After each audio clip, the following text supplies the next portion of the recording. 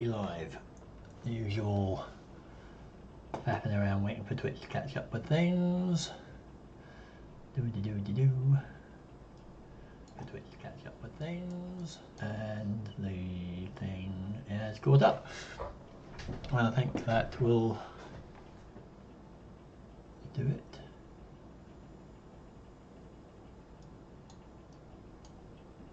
Is that it? There we go. I think that's totally muffled it. Yeah. Right. That should be good then. And just make sure.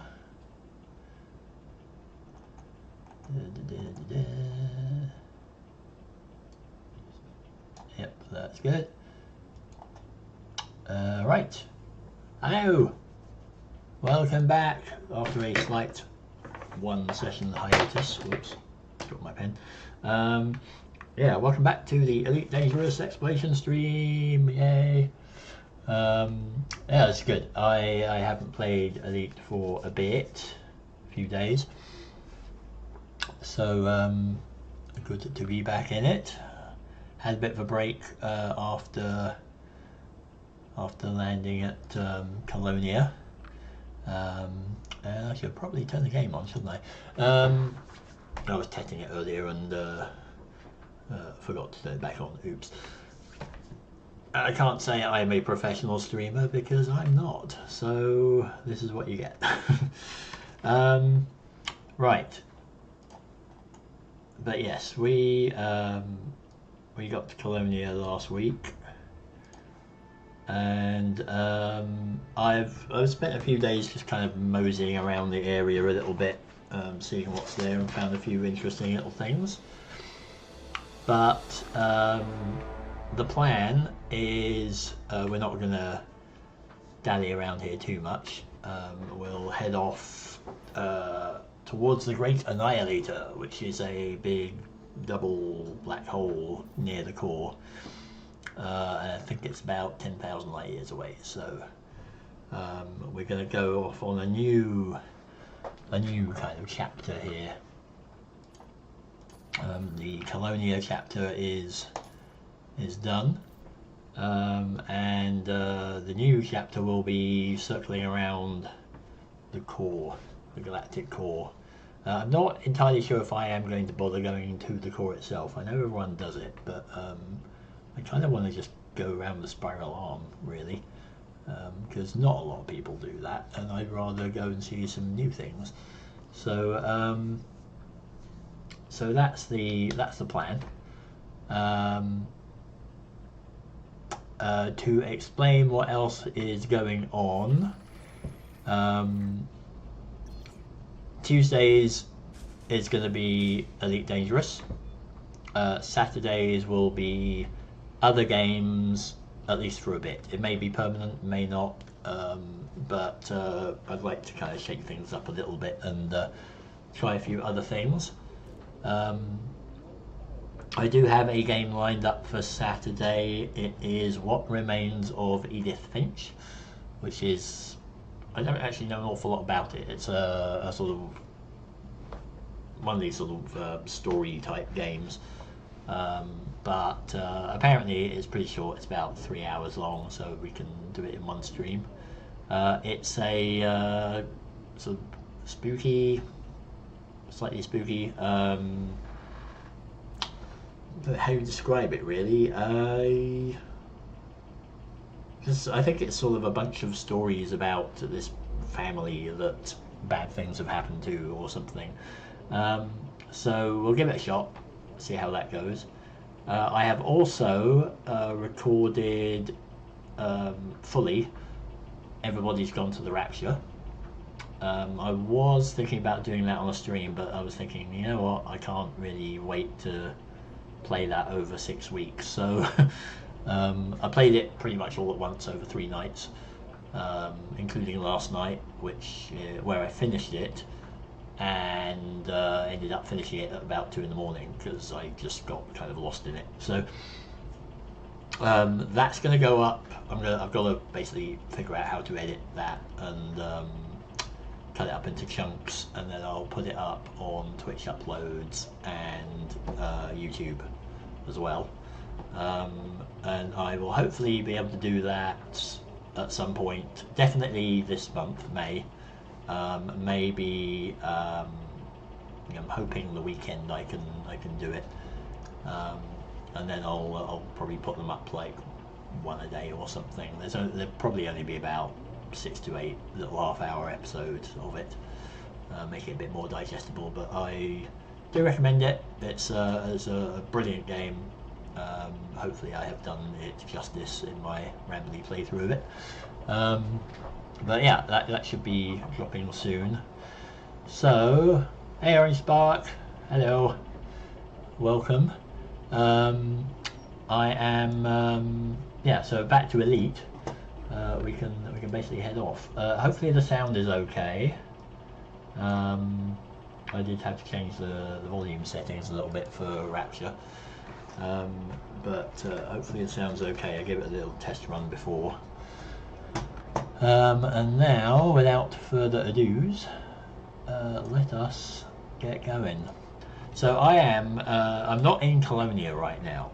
I'll show you where things are. I am nearby, still kind of in the neighbourhood of the Colonia Nebula. It turns out there are quite a lot of systems around here that have been colonized now. What would be the best way to show it? Yeah, like that maybe. So yeah, there's a bunch of systems here, some of which have actual names like, you know, Signalis and Canonia and Pergamon and Copernic. And some of which still have their sector names. Edge Fraternity Landing. Huh. It's a weird one. So yeah, you can actually do you can do a fair bit of stuff around here. Like there's some trading posts. Some of these stations have outfitting, shipyards, etc. And I did actually manage to get a bit of an upgrade for things. I got some new equipment, new modules. This station obviously is not Colonia; it's elsewhere in Colonia, in the Colonia region. But yeah, I've got a few more bits here. I've swapped things around. Got a 6B fuel scoop. I got rid of the cargo rack because I wasn't using it. I wasn't going to pick stuff up and get weighed down even more. I got a double scarab bay now. Got a backup field maintenance unit, so they can fix each other and last longer, hopefully.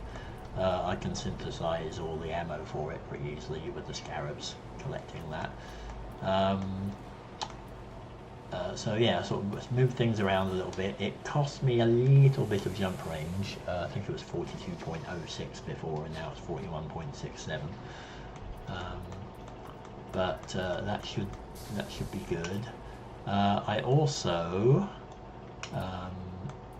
have 2 mining lasers, which I could probably just get by with one, really, but it's you know, it's symmetry, really. I'm terrible for this. I could save 2 tons of weight here, of mass, I mean, but there's also the fact that maybe, you know, one could be a backup. But the only reason I've swapped out, I had beam lasers before as well, which I never used at all. But the only reason I swapped those out for these was just in case I get stuck in a system where there's no landable planets but there are rings and I desperately need something for an FSD boost. I can do that. You know, I can use those to zap asteroids until I get them. So, you know, it's just a contingency. And then I don't know if I had this last time. I'll just double check my things here. Everything's repaired, everything is restocked, everything's refueled, right. So let's just launch, we'll go up to the surface here, and I will show you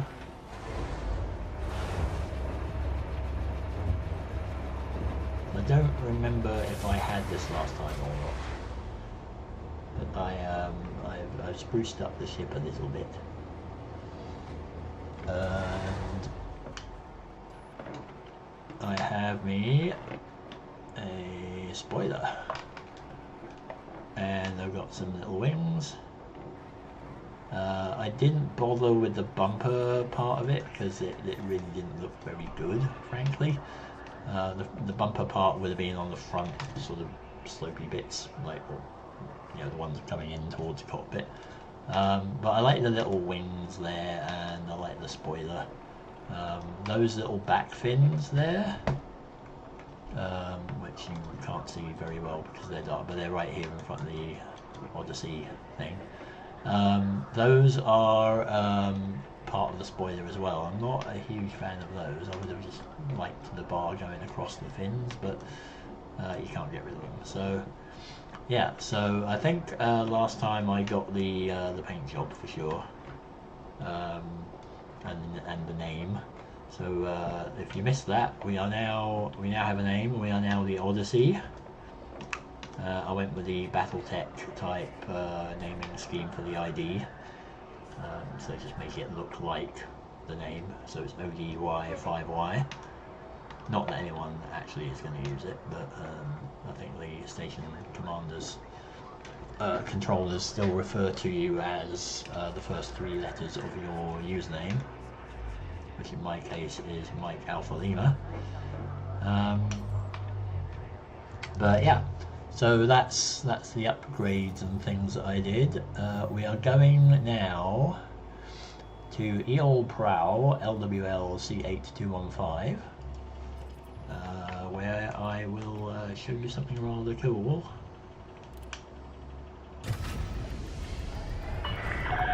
Ship restraints withdrawn. Make way for oncoming traffic. Let's go. Landing gear retracted.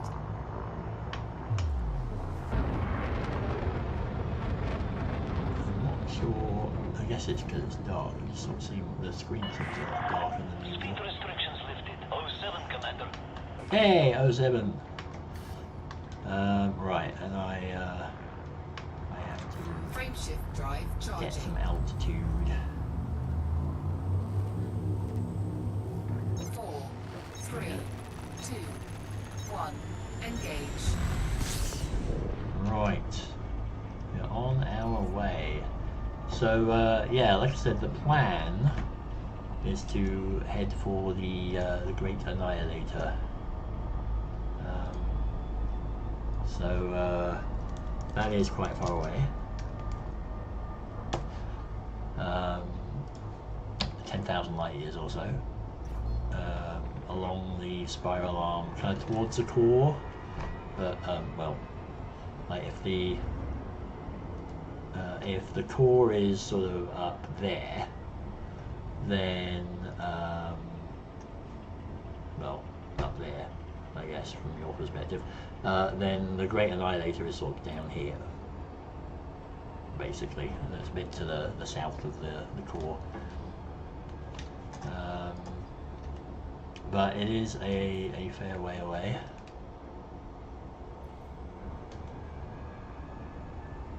So it's going to be an epic journey in itself, and there's going to be no, as far as I understand anyway, I don't know if there's asteroid bases or anything weird like that, but as far as I understand, Flight engaged. there is no stations between here and there. So it's going to be a 10,000 light year trip, with no repairs or anything, so that's why Frame shift drive charging. I was kitting myself out a bit more, putting contingencies in place, and then from Great Annihilator, assuming we survive the experience, I'm going to be going around the spiral arm. That's the plan.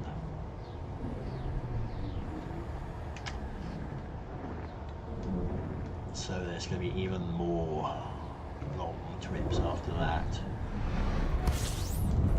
So I'll hopefully break down to reasonably digestible chunks. I don't believe I actually need to scan anything here. So where we are going here is Tolagoff's Junkyard, which, if you notice, spelt backwards is Fragalot, which is interesting. Every time I see a weird looking name, I always try and spell it backwards because it usually is something interesting backwards.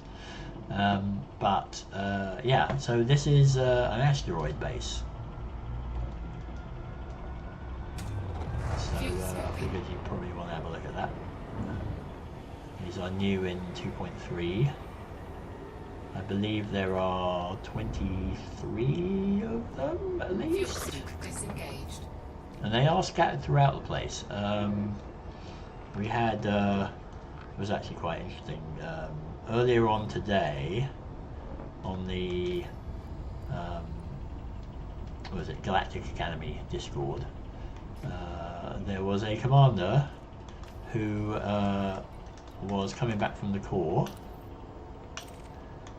and he was in a bit of a state because his ship was wrecked. Basically, it was being held together by duct tape and force of will, and turned out that there was an asteroid base on the way back from the core, quite far out.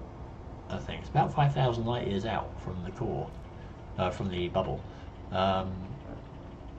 So I pointed him in that direction, and it turned out he just managed to make it there, which was awesome. Yeah, if you see Commander Java Magician around, that's him. But he made it there by the skin of his teeth. Canopy had blown. Pretty much all his modules were at 0%, pretty much. Drives were failing. And we're getting interdicted. Hello. I'm submitting. I'm going. See you. Scan detected. Oh no, you don't. Frameshift drive charging. In the way. 4, 3, 2, There we go. 1. So Engage.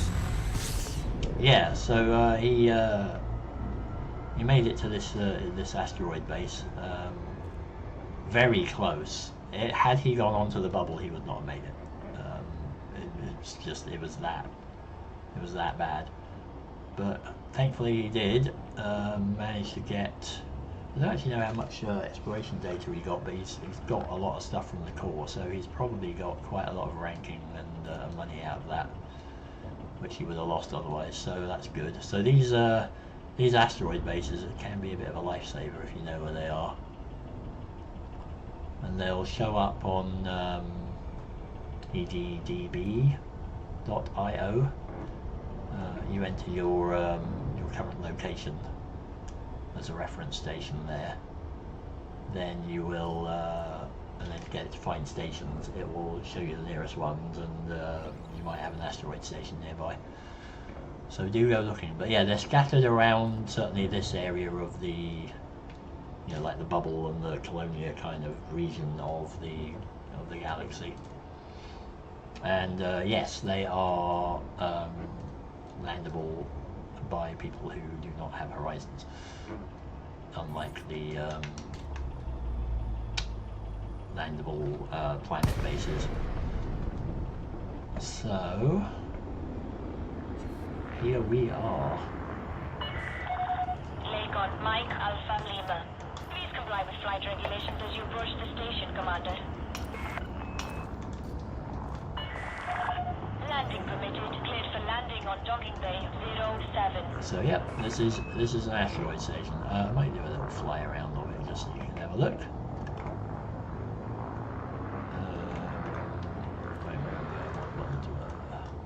There we are.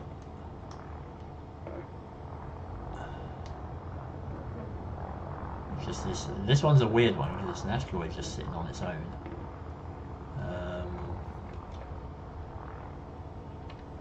It's not in a belt or anything. They just obviously towed it here.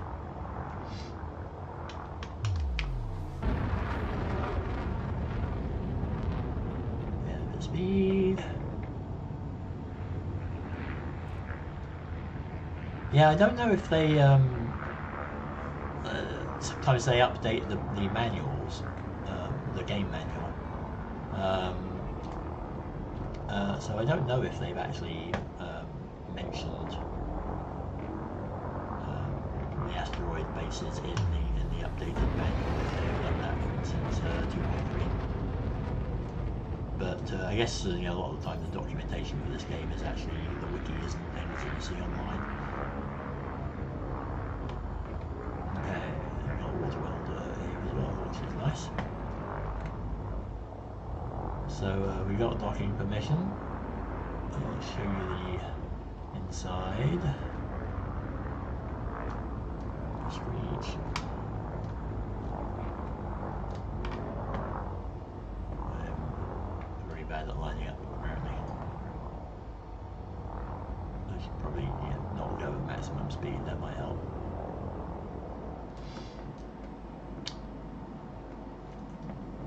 So yeah, when you're at Colonia, it is definitely a good idea to go looking around the neighbouring systems, because Colonia is now not the only choice. Maintain current vector, Commander. If I maintain my current vector, I'm going to slam into the wall there, so no. Yeah, it's not the only choice anymore. There are other stations with better outfitting, possibly better shipyards. I haven't had a look, but I think this station, Tologarth's junkyard, I think has the best outfittings. Attention, deploy landing gear. I know. Landing gear deployed. Yeah, this station has, I think, the best outfitting. Because that's where I did my upgrades. Colonia had. Touchdown confirmed. Clear to disembark. Colonia had. Report to Station 7 for more information, Commander. I think I had class 2 or 3 stuff. It wasn't very good, but this had like the class 6 fuel scoop and so on. So. If I view stars by population, will it show asteroid bases on the galactic map? That's a good question. Let's go and have a look. Now, how do we do this? Is there a population one? Am I looking in the right place? I don't usually do that. There's population. I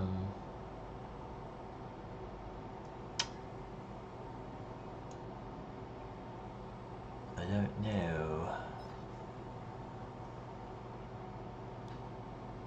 How would one normally tell if I did that? That's purchase expiration data.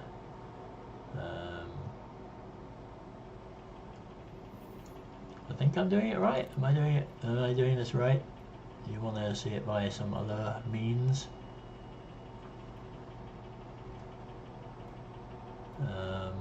State, security, economy. Have a look at economy.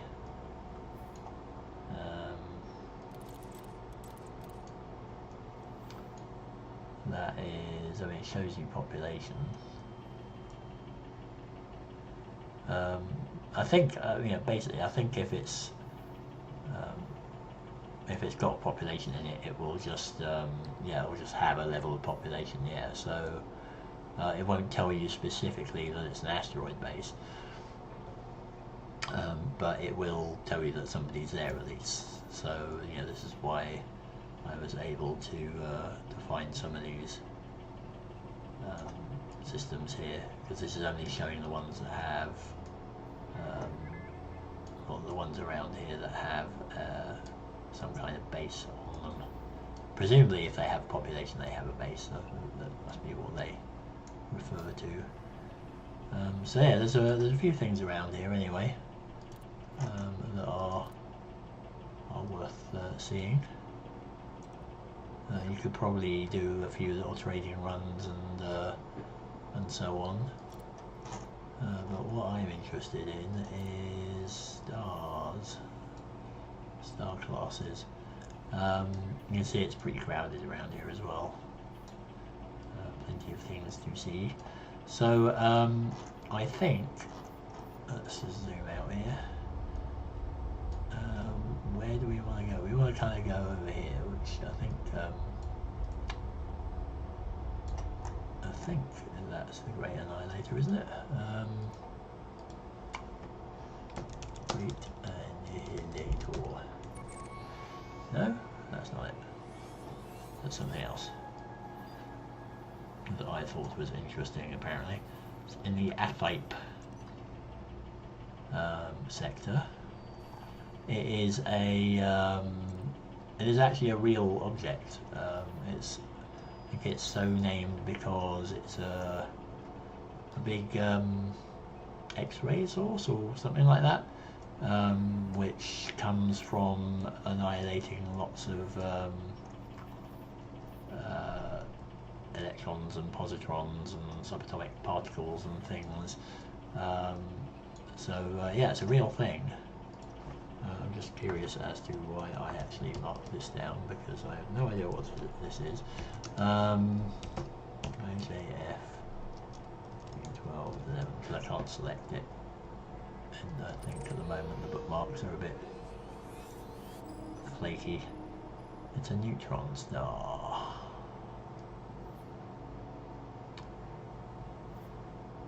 Why have I marked the neutron star? Is there something interesting nearby? Maybe there's something interesting nearby. I love it when I completely forget why I've selected something. There must have been something nearby. I'm gonna have to just go there and just see, basically. No. Oh, how odd. Did I mean to... Maybe I meant to pick the Great Annihilator, but kind of missed. Because it's sort of above it. I know there's carbon stars around somewhere up here that I want to go and see. But I can't see where that is, and I can't think why I would have not marked them directly. Oh well, no idea. I'll figure that out when I get there. Yeah, this is my trip from the bubble, which yeah, probably gone overkill on the bookmarks. So I'm gonna have to whittle these down, because I have to, basically. There's only 100 bookmarks, and I'm going to need them for going over to the aforementioned Great Annihilator, which I think I am going to see if I can bookmark. And I can't. So let's go over here and just grab a few, because I really don't need all of these.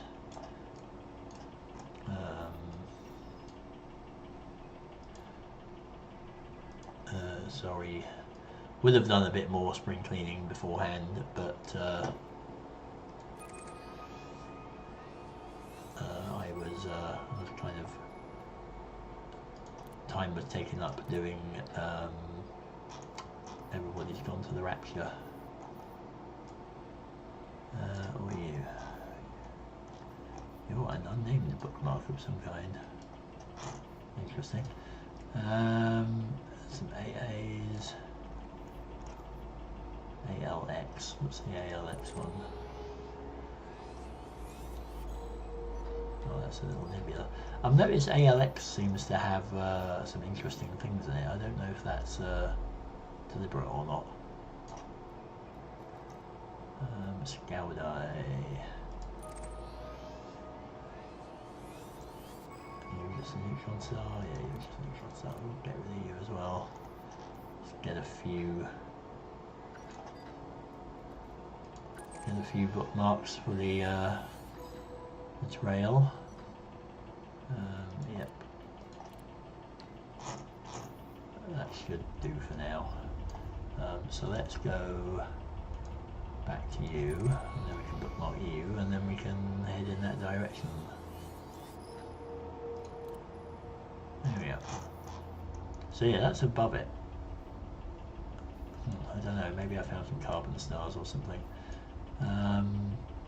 There is also this. What's this? I think this is a nebula. Triui Aosps. Aosps? There we are. IXT E3.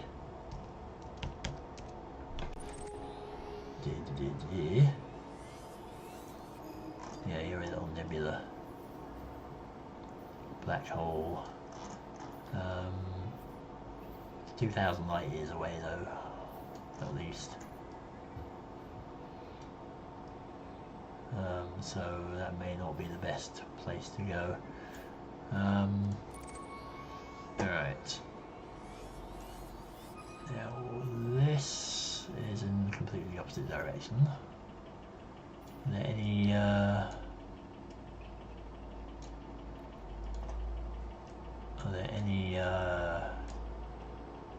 nebulas or anything over here? Can we see anything?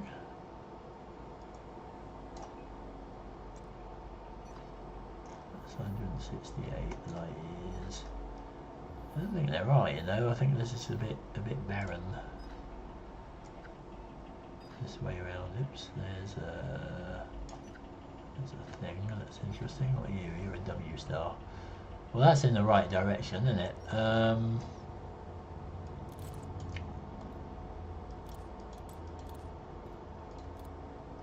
See if we can plot a route to it. There we go. That's kind of in the right direction, so let's head out. Oh, hang on. I'll try another one here. What are we? Fui Aub. That's an interesting one. Aub. AF. Is it -05 or just that? I'll just do that, let's see what happens. Yeah.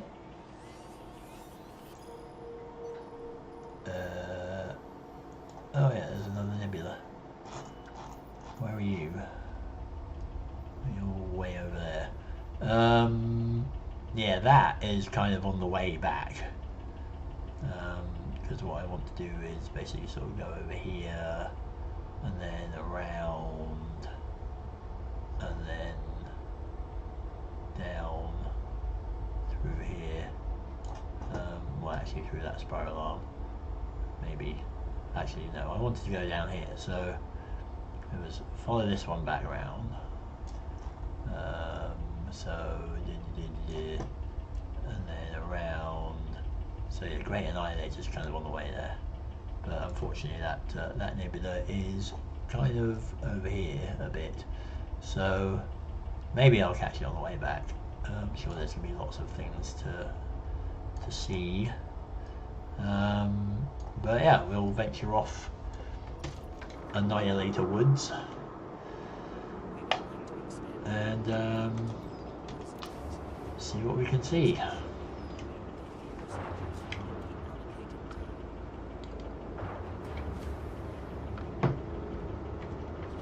Now, flight. Ship detach complete. Watch for oncoming traffic when passing through the airlock. There's a slight design flaw with these stations because you've got this really great girder thing that you may take off and ram into.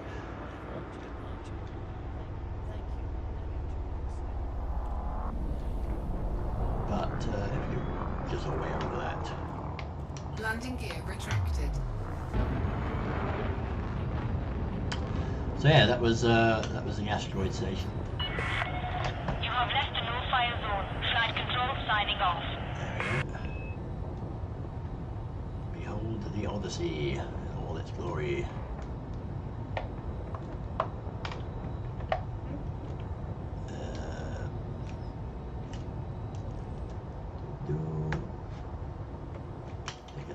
screenshot. Not a very good one, but just saying bye-bye to civilization once more. We head off Frameshift into drive the black. charging.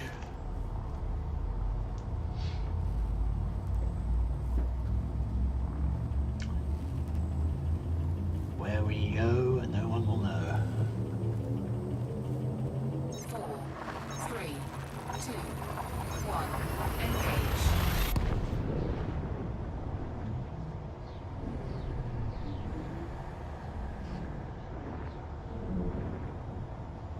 So yeah, I can picture looking a bit banged up by the time I get into the Great Annihilator. Whoa! Hello. Almost brown trousers.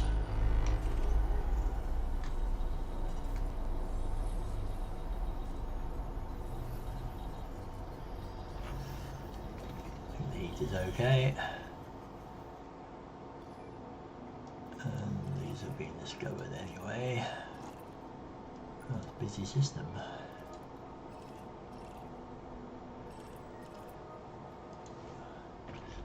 And where were you? You are right next door, aren't you? That's a little close for comfort.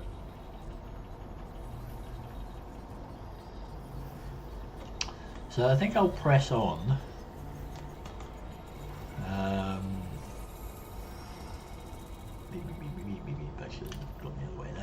I'll press on until we actually start getting to systems where, ooh, there's another one, where we're not finding things that have already been explored. Actually, that said, these 3 stars are rather close together, and you are...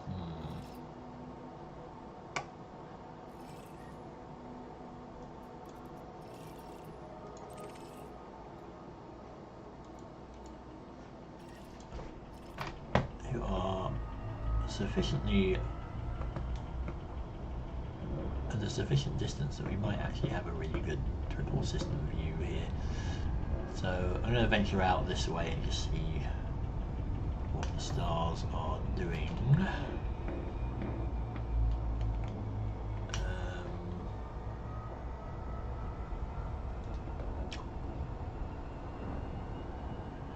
Yeah, that's interesting actually, because when I took the screenshot of the asteroid base in non-Super Cruise, I kept going, the thrusters were still going. If you take the picture while you're in Super Cruise, you slow down. It doesn't keep the engines up. I don't know if that's intended or not. Bit annoying though. Kind of liked it just carrying on the way it was going.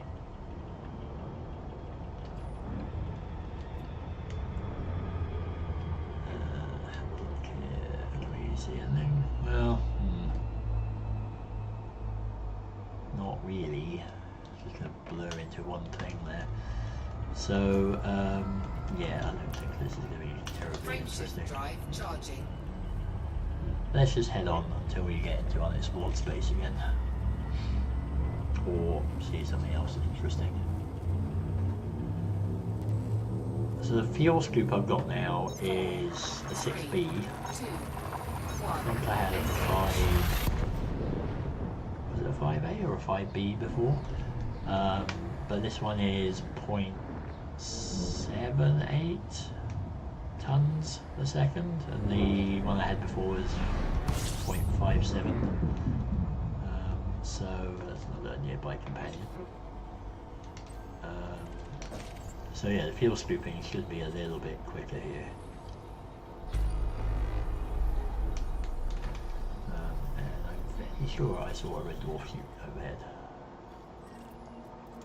Oh, here we go. Getting towards the unexplored ones. Not you. Don't look terribly interesting. Because yeah, I think I saw something shoot overhead. There we go. Yeah, this little red thing.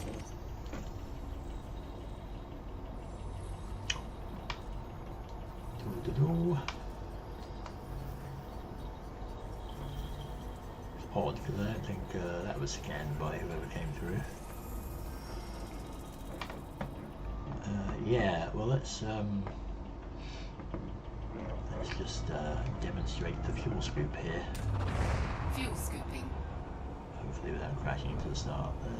So this was the previous maximum, which I've now overshot. And that's the maximum now, 752. Fuel scooping complete. So that should speed things up a little bit. I could have gone for the 6A, which would have been 800 and something. But it was, I think this was like 7 million, and the Type A was 28 million, and I'm like, no, Frameshift drive charging. I don't think it's really worth another 21 million credits just to have another 0.1 of a ton. So yeah, this will do basically. 3, 2, I mean, the other one was brought down fast. I couldn't really complain about that.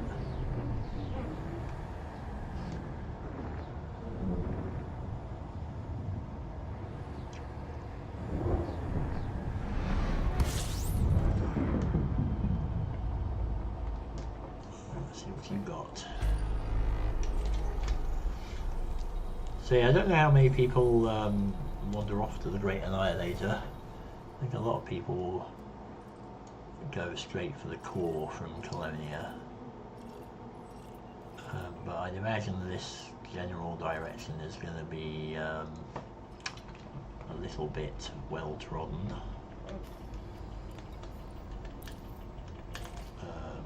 So we'll probably have to go a fair way. fuel scooping.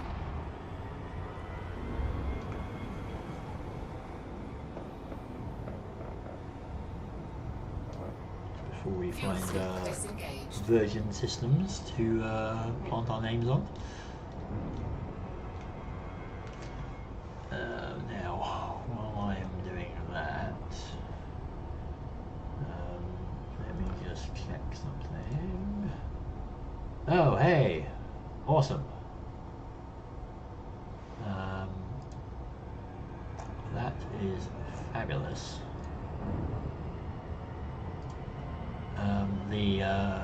My Discord thing wasn't showing that I was streaming before, and now it is, kind of, actually. That's really weird. If you click on my avatar thing in Discord, it shows that I'm streaming and live on Twitch and so on. But odd. One of the little circle things that tells you what the status is purple, and the other one isn't. But anyway, that's good. So Discord knows that I am streaming. This is good. Frameshift drive charging. And I selected dwarf stars for the mapping, didn't I? So we may be getting some boring systems. I think I'll 4, 3, keep all that 2, next 1. time. Engage. I have a chance.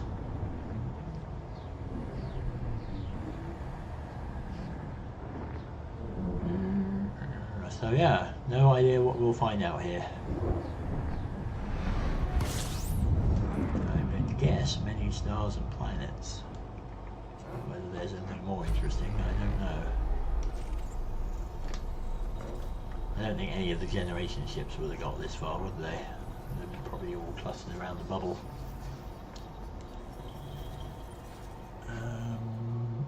Hey, here we go. We've got some unexplored things.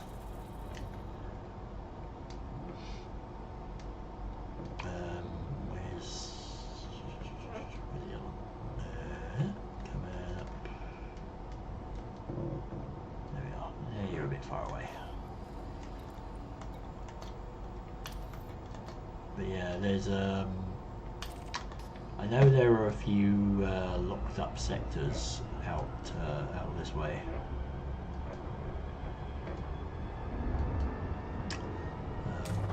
Not too far away is Hyponia. That's a locked up sector near Colonia. I don't know why. So we've got some pretty big plans for some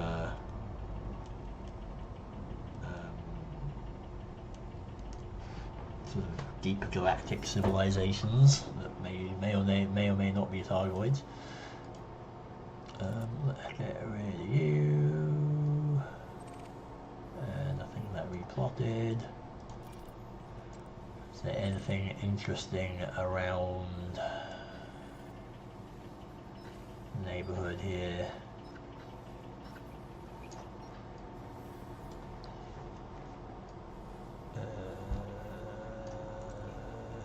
Giants. Did I see an AA somewhere? No, oh no, it's A44. Probably not.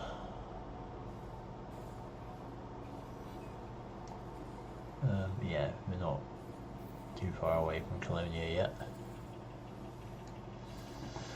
Just looking to see if there are any giantish stars, but it doesn't look like there are. Some neutron stars which we could use. Maybe I'll use that when I once I get to the Wolf Riot. I think we'll just go the leisurely way. Drive charging. Yeah, there are some locked up sectors, even like on the other side of the galaxy. There's some far off to the west. 4, 3, 2, There's one near Colonia, like I said, Hyponia. There's just a few that run scattered here and there. I think they're all known. Now, I don't know if there are any other locked sectors, but you know, big galaxy there could be.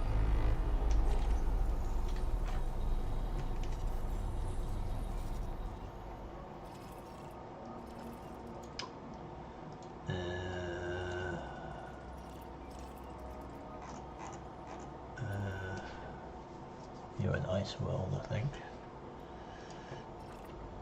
Okay. Let's just get the hang of things again. At some point, maybe I'll, yeah, maybe we'll talk about the sector names, because I was puzzling over that earlier on. fuel scooping.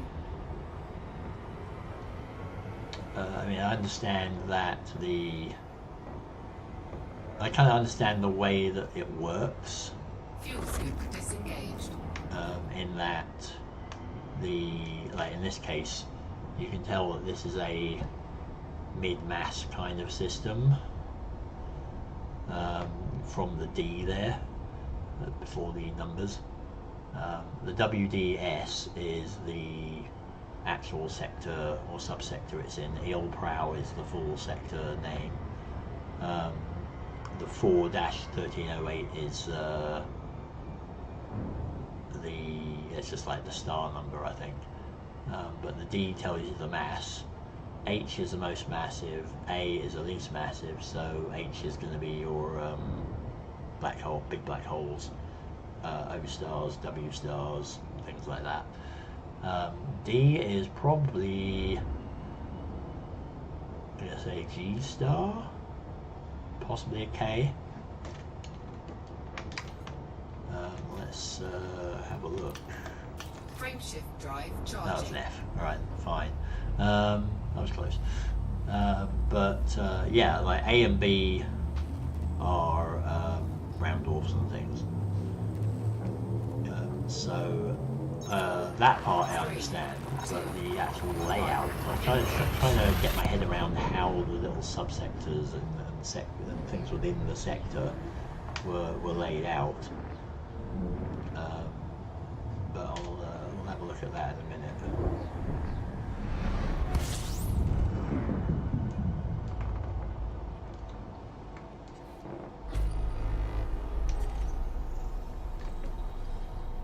Another big system.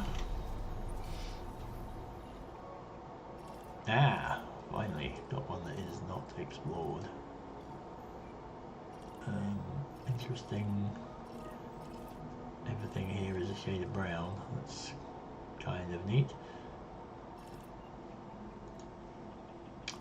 That's a 1 day. 2.4. That's not bad. I kind of like the look of this guy. Actually, that one's quite pretty too. But this one's interesting. Kind of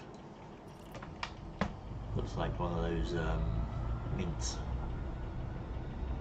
I don't remember what they're called, but they were stripy boiled sweet mint things that we could get in England.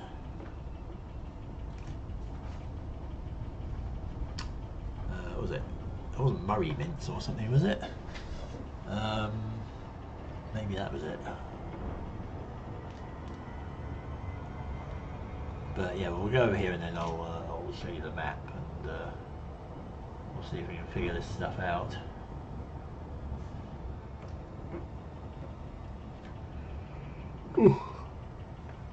Excuse the yawning occasionally, but I was up till basically 3 in the morning last night finishing off my Rapture recordings.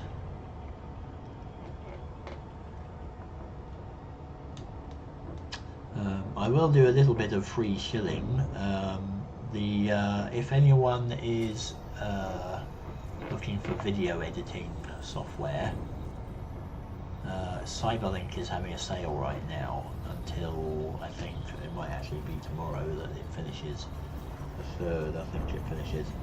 But they've got their video editor, photo editor, audio editor, color editor as well for something. But they've got basically the whole suite for a lot cheaper than it usually is. So I ended up picking that up for editing purposes. So just in case you're interested in something like that, now would be the time to check it out. They're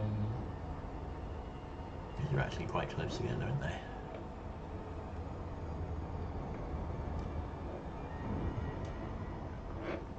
Gas giant with water-based life, yay! Only 45 light seconds away. Neat. Oops. Let's just park over the ring system here.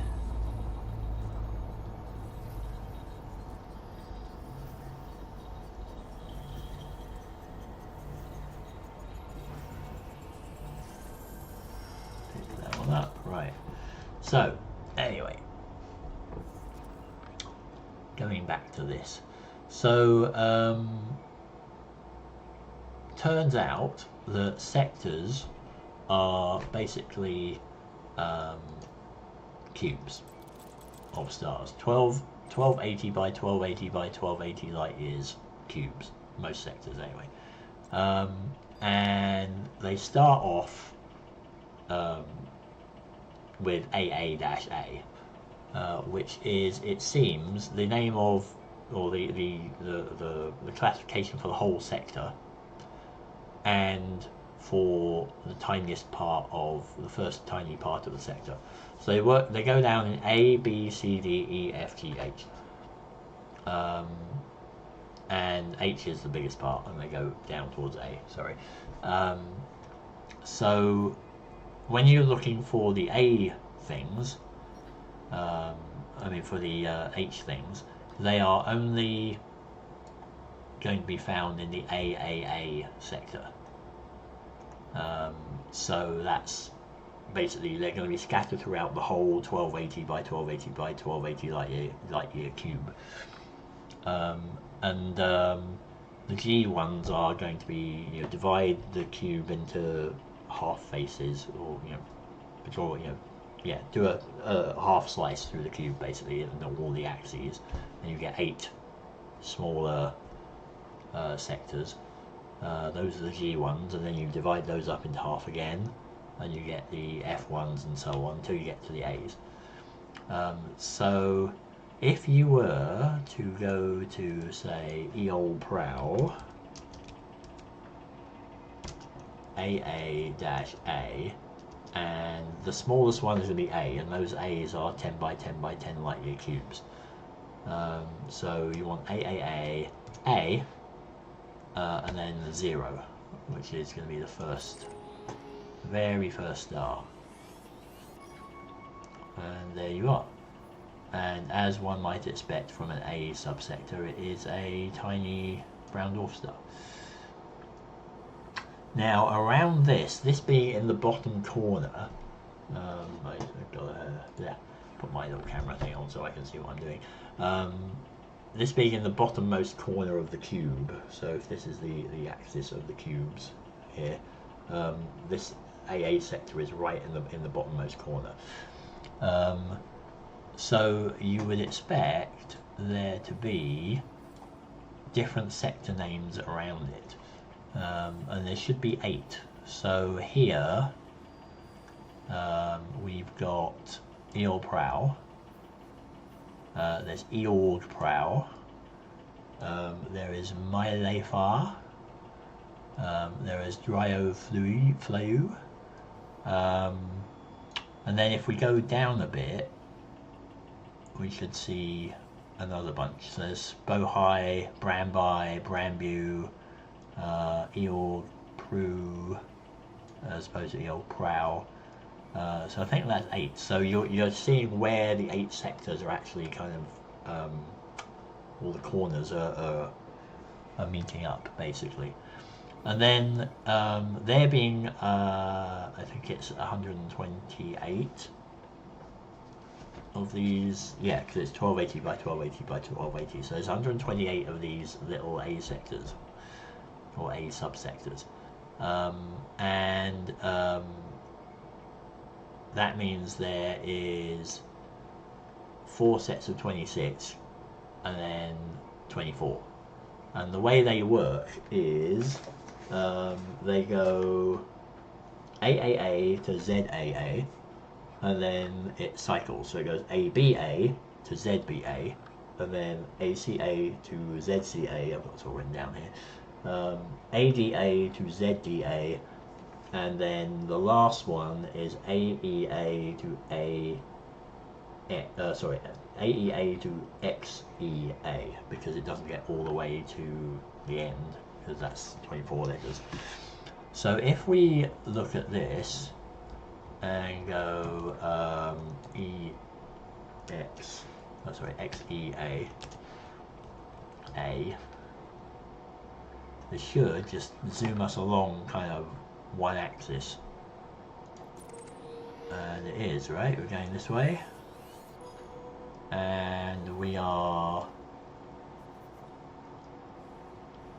at the edge, I think, because now we've got a different set here. We've got Eok Pru, at least here.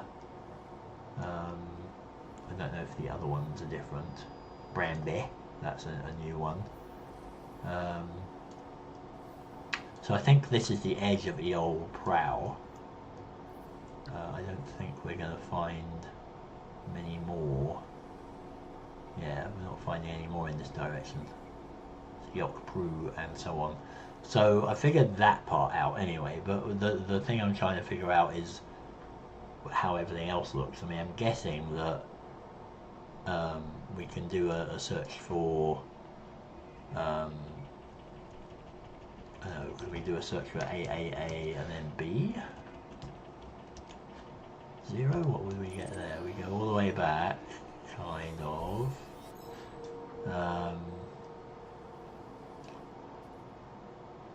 Yeah, so we're still in the AAA. We're back around here again. How far is AA? A0. Not very far. There it is. So yeah, B is going to be it's going to be a 20 by 20 by 20 light year square cube. So it's going to contain A in one corner of it. One of those 8 subsectors is going to be AAA. So I think you will find B stars scattered within that 20 by 20 by 20 volume, and there might be some in that 10 by 10 by 10 A one as well. So I think that's kind of how it works, but it's kind of hard to visualize it here because we don't have like the subsector grids showing. So yeah, that's basically what I figured out about the maps. I think I was asking about that on the Discord, and Jimbo was trying to figure it out as well. So hopefully seeing that actually on the map might make that a little bit clearer. I don't know whether we can use that to actually plan anything or what, but it's kind of nice to understand how these things work. So let's go back to that.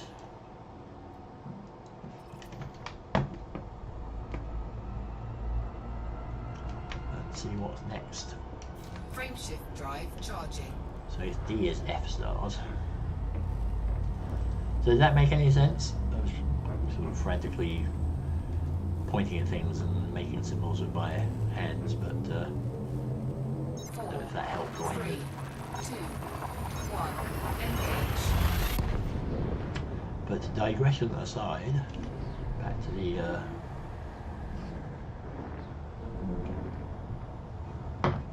the exploring. But yeah, I got I basically gleaned all that info from some Reddit posts and posts on the forum, Frontier forums about that. If you just look up like what do sector codes mean, then you will find them. They're pretty interesting. But there are some like all, a lot of the pre-generated procedurally generated sectors are cubical, but there are some handmade ones. I think some of the permit locked ones are actually spherical, which or weird shaped as well. There's some sort of weird crescent shaped ones as well, from what I've gathered.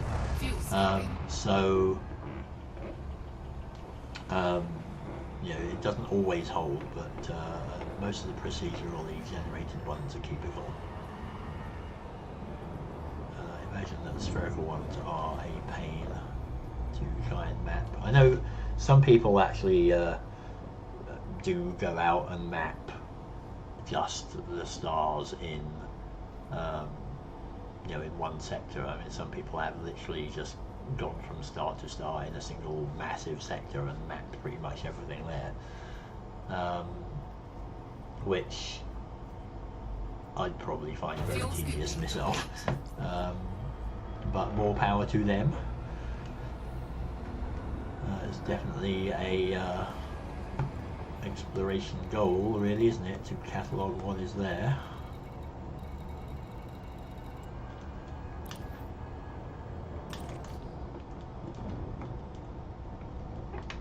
Frameshift drive charging.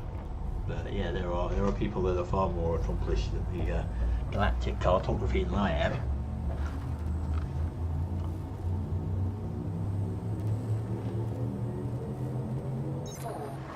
Yeah, near the core that would be just insane. Stars there. Kind of another reason why I don't want to get too far into the core region, because I think I may go a bit nuts with all those stars. It's kind of bad enough out here, really. But it's just too dense. I want a little bit of breathing room.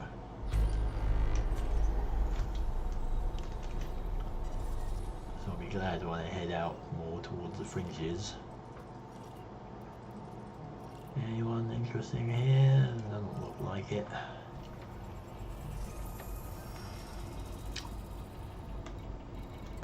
to the next one.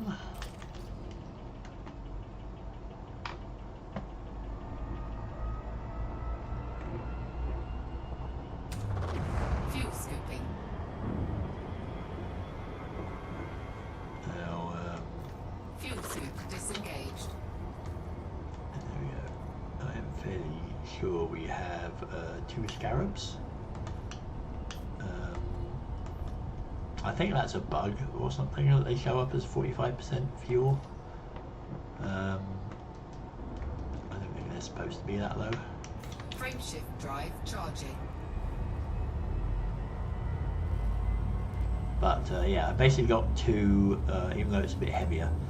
I got 2 just in case I managed to wreck one of them. I haven't managed to blow up a 2, an SRV yet through at least through just driving around. Like sometimes when I was doing missions in the bubble, I was getting shot at and blown up, but that's less likely to happen out here. Depending on Thargoids, of course.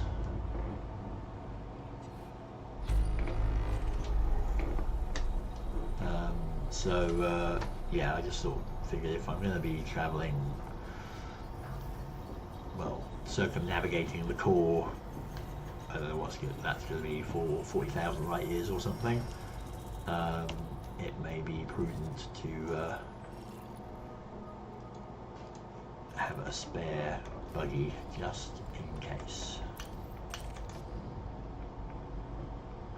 because I will not be able to fix or repair it otherwise.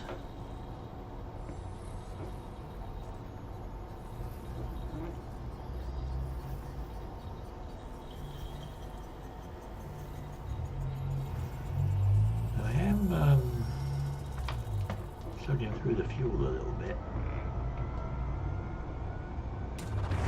fuel scooping. Didn't change the fuel tank or anything, so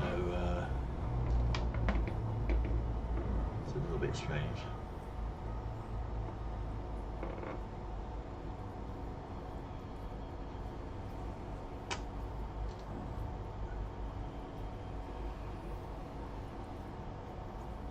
Fuel scooping complete. Look, done.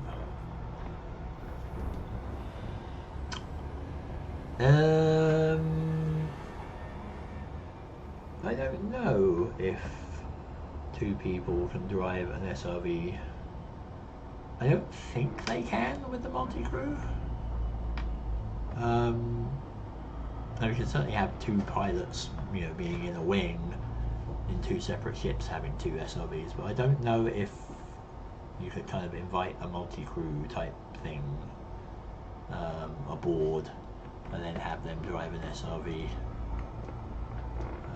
I would guess not, but don't quote me on that.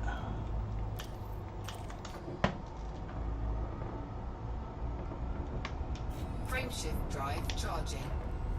Yes, the Asp can have 2 crew. There is the downstairs bit, which seems like an odd layout, like just yell at each other through the floor. 3, 2, 1, engage. Seems a little bit unnecessary, really, when you could have just put them in the same room. But maybe they did it for the viewports or something.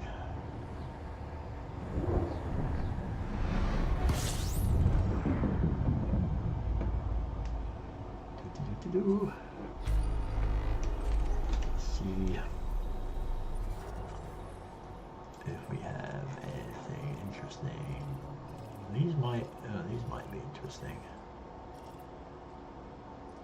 So they look terraformable.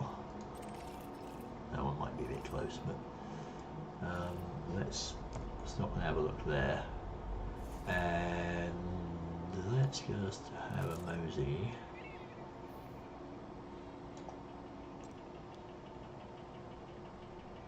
Just see if there's anything particularly interesting around.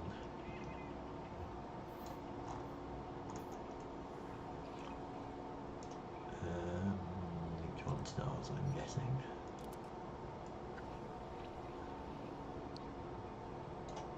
A whole bunch of white dwarfs just down below there. Fascinating. And there is a O-star.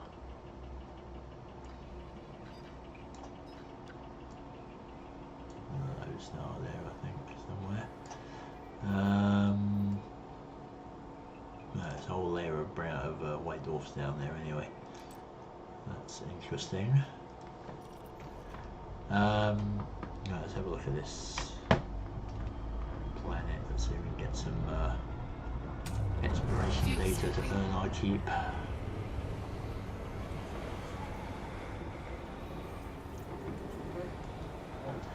Yeah, these fuel scooping noises, or at least the star noises, always reminds me of the intro to Queen's One Vision. It's got that weird, distorty, slow voice at the beginning.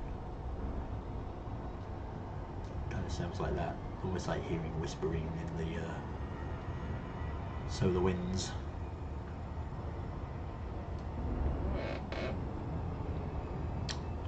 Or maybe that's the space madness talking, I don't know.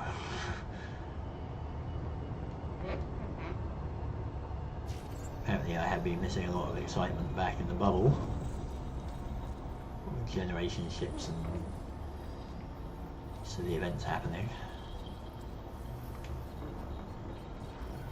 But I'm kind of glad I missed that, really.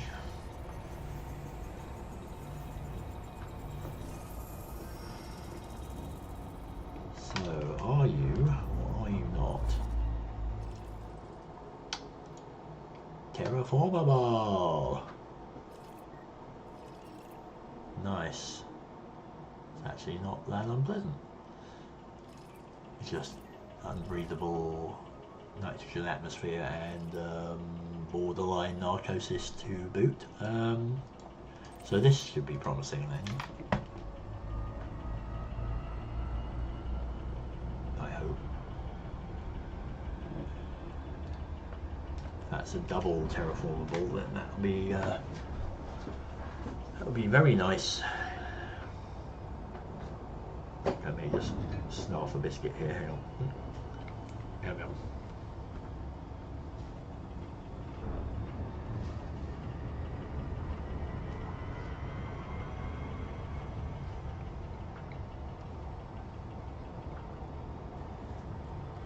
Nom nom.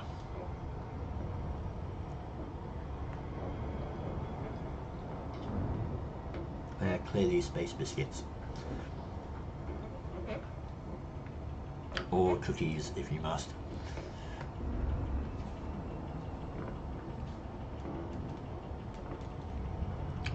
I realise that is what North Americans call biscuits, but to me, a cookie specifically is chocolate chip or something like that. You know, that kind of thing.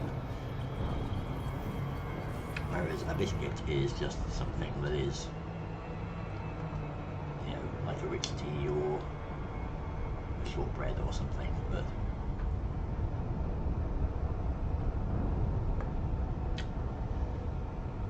there we are.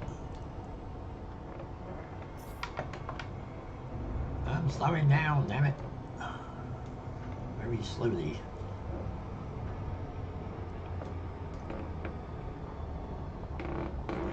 They have done something to the Super Cruise in 2.3.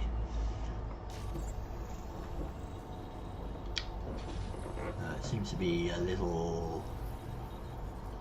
It doesn't seem to accelerate or decelerate as quickly as it used to.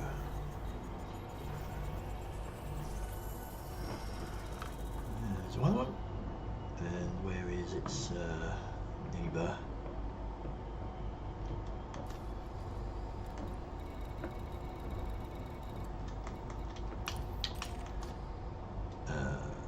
How far away? Very close.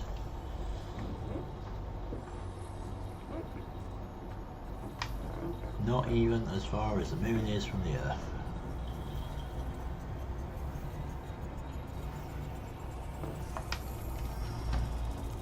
Right, Are you good? No, you're not. It's normal then. So these probably are not terraformable.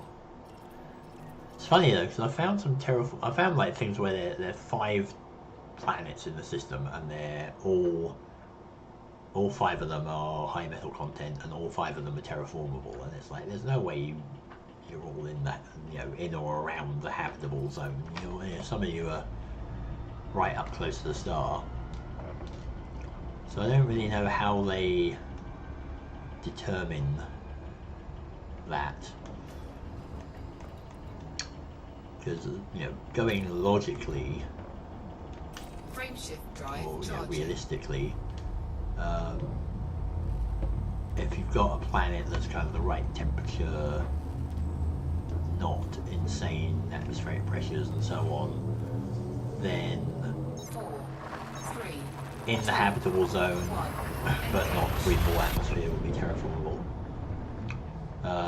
Just inside or just outside, like Venus, Mars kind of distance, would be terraformable, and then like beyond that, probably not. But I don't know if that's how they actually determine that. It kind of seems to hold. Certainly if you've got like a double planet with a water world, let's say, and the high metal content one, the high metal one is more often than not going to be terraformable in that case, because you've got an Earth-like or water world kind of planet there.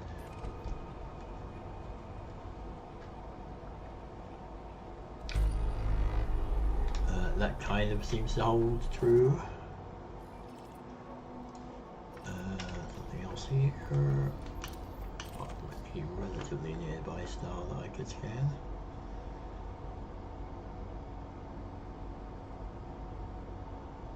But yeah, now that those are good targets, kind of encourages you to scan or at least look at the system a little bit more.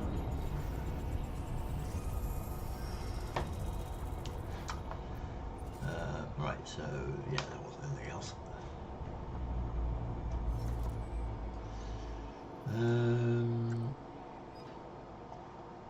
Your nose star. We got like 3 more.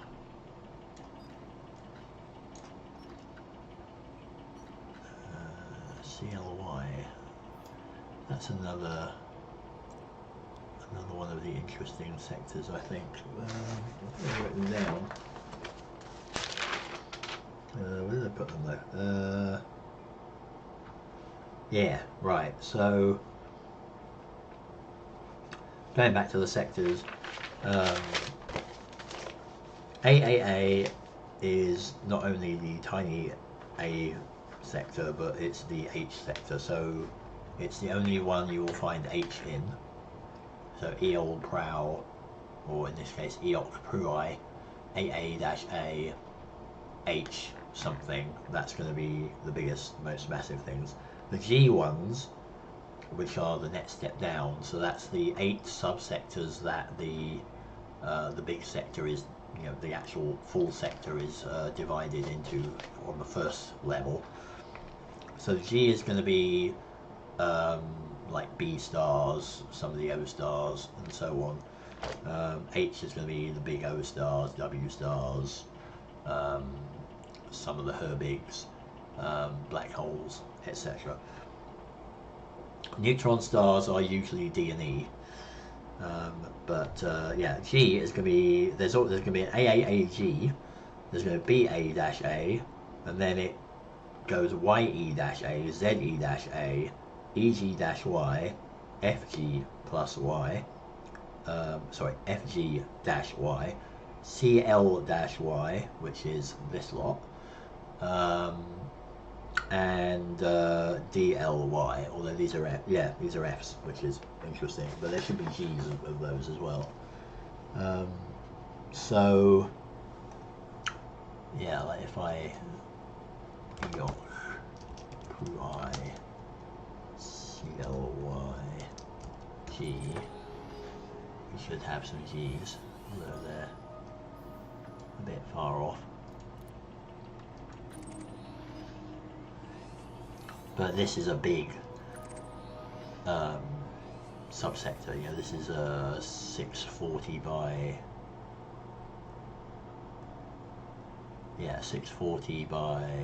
640 cube. So these are going to be scattered around all over the place, and then the Fs are going to be the keys divided up into 8 subsectors and so on. But those are a little bit too far away, and we are aiming for this W star. Could pop down to the O. I don't think there's really going to be an awful lot there, so let's just carry on, I guess. So yeah, further sector digression there. But I just wonder, because there's some of these sectors have, you you find interesting things in the sectors, and you kind of remember where they are. And I seem to at least be under the impression that AL-X seems to have some interesting stuff in it.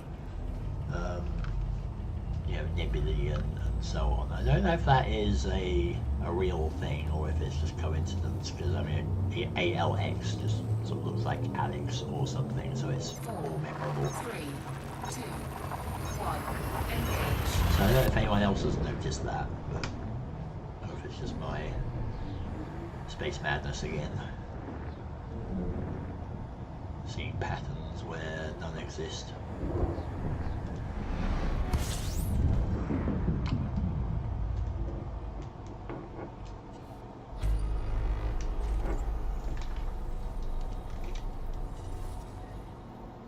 Now we're getting into the unexplored territories. Interesting looking planet. Moon, whatever. Fairly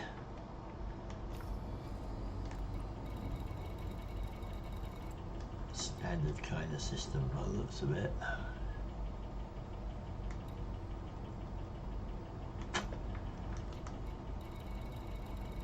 Tempting, but no.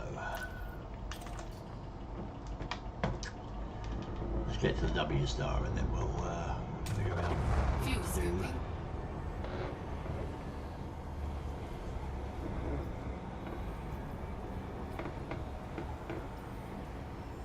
So I think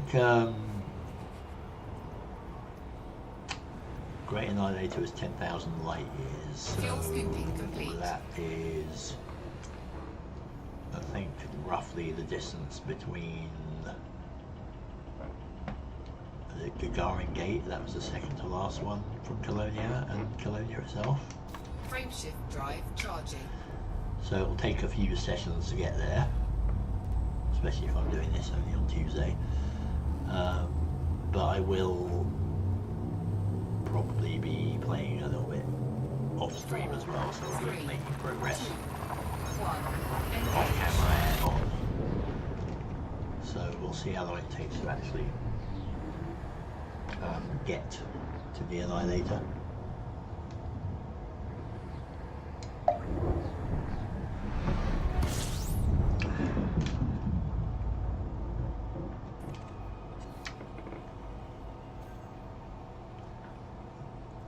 This one is right behind. There's out there.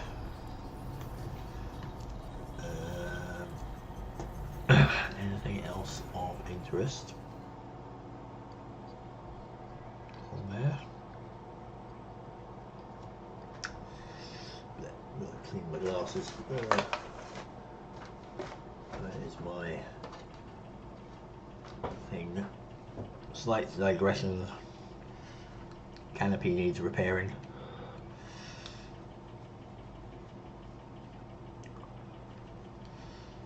The personal canopy does.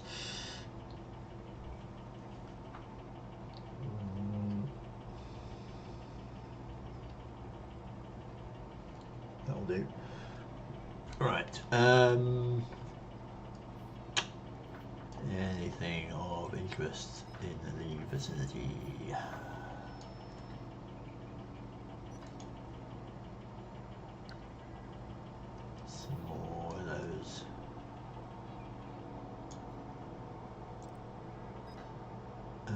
So there is another AAA, but it's a G. So we could go and have a look at that maybe while we're down there, but this one was a WC. I'm hoping it's going to be a red one. That would be quite cool, literally.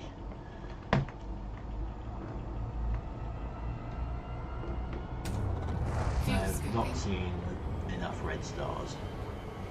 I like those ones.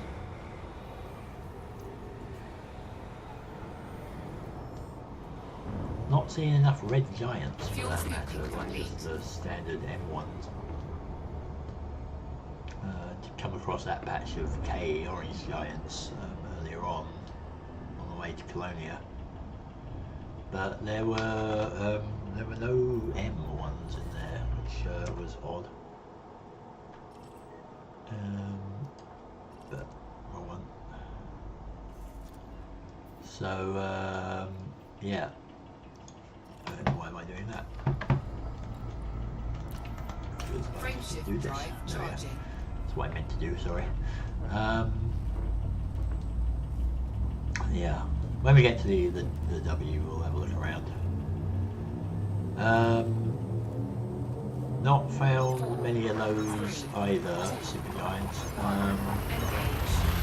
Again, they might show up in the H's. But the problem with the H's is they are scattered throughout the entire 1280 by 1280 by 1280 volume. So the nearest one may be quite far away.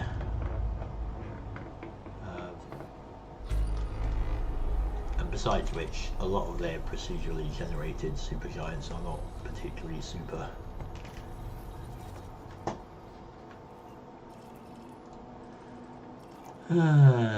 So toasty, very toasty. Ringed. Wow, how big are you?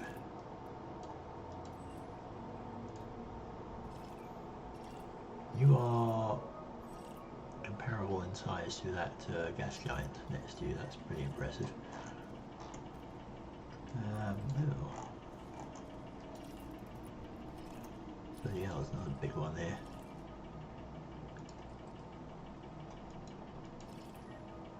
That's ridiculously huge. This one though is nice.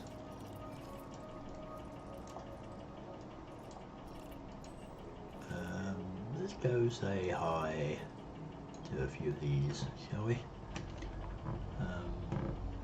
Maybe we can just aim to get to the W by the end of the session. We can go have a look around.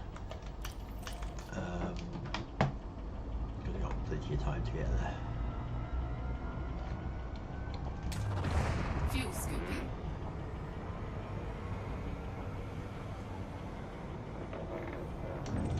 Let's scan you. Fuel scoop disengaged. Scan you. I can scan you.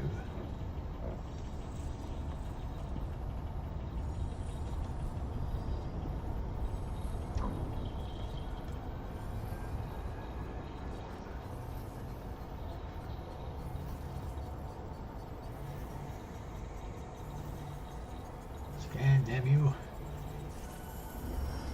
Yeah, I'm going to check out that big, the bigger landable one.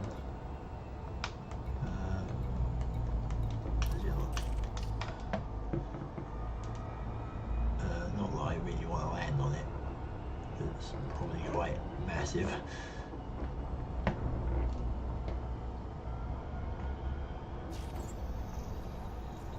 There are a couple of really big terrestrial worlds in here.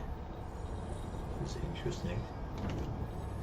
The thing I am not a big fan of here is they don't give you, because they kind of use the same textures all the time on these planets, they don't really give you a good idea of the scale. Like a small gas giant looks pretty much the same as a big one. You know, a small landable looks much the same as a big one. It would be nice if they just did make it them a little bit different, or have some kind of scaling in the texture. they should look very different, because the gravity will be very different, and that will affect the shape of the craters and so on. Or if they're a gas giant, then they'll have different structure, atmospheres, and different internal structures, whether they're really big or really small.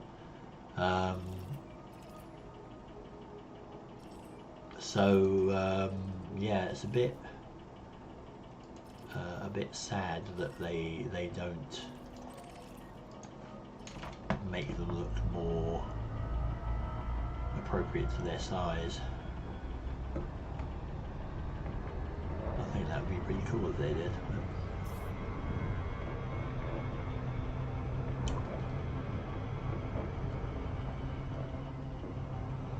Yeah, I'd imagine VR would be more kind of actual 3D. I don't know if it really is. I'm not terribly good at seeing 3D stuff. I'm not sure if, I mean, I like the idea of VR now, as it is now anyway, is really good. But I'm not sure how long I could last with a thing clamped to my face. I think the problem is it'd be very easy to just not have a clue where anything is and walk into stuff and bash your knees or something. I feel a bit kind of blindfolded really with that on as well. Plus they're quite expensive. They're like several $100s, aren't they? I'm still not convinced if they're here to stay or not, or if they're just like a passing fad. I think they are kind of getting established and entrenched, but it's got to get cheaper for me to even think about it.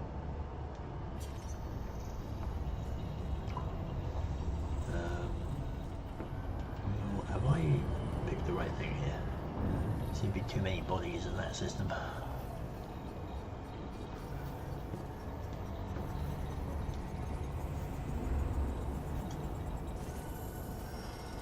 Oh no, I went for the ring planet, didn't I?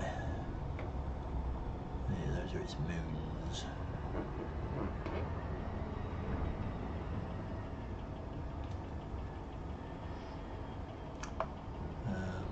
Yeah, one of the things I was wondering about VR was like, what do people do for? I mean, I guess you've got controllers, you've got your little, I've seen these little ring things that have buttons on them, and little sticks and stuff you wave around.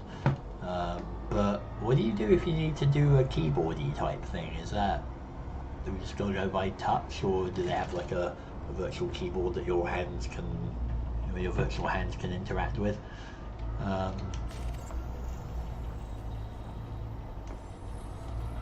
I don't know how that works. I mean, really, the last VR game I played was in the 80s, when it first came around.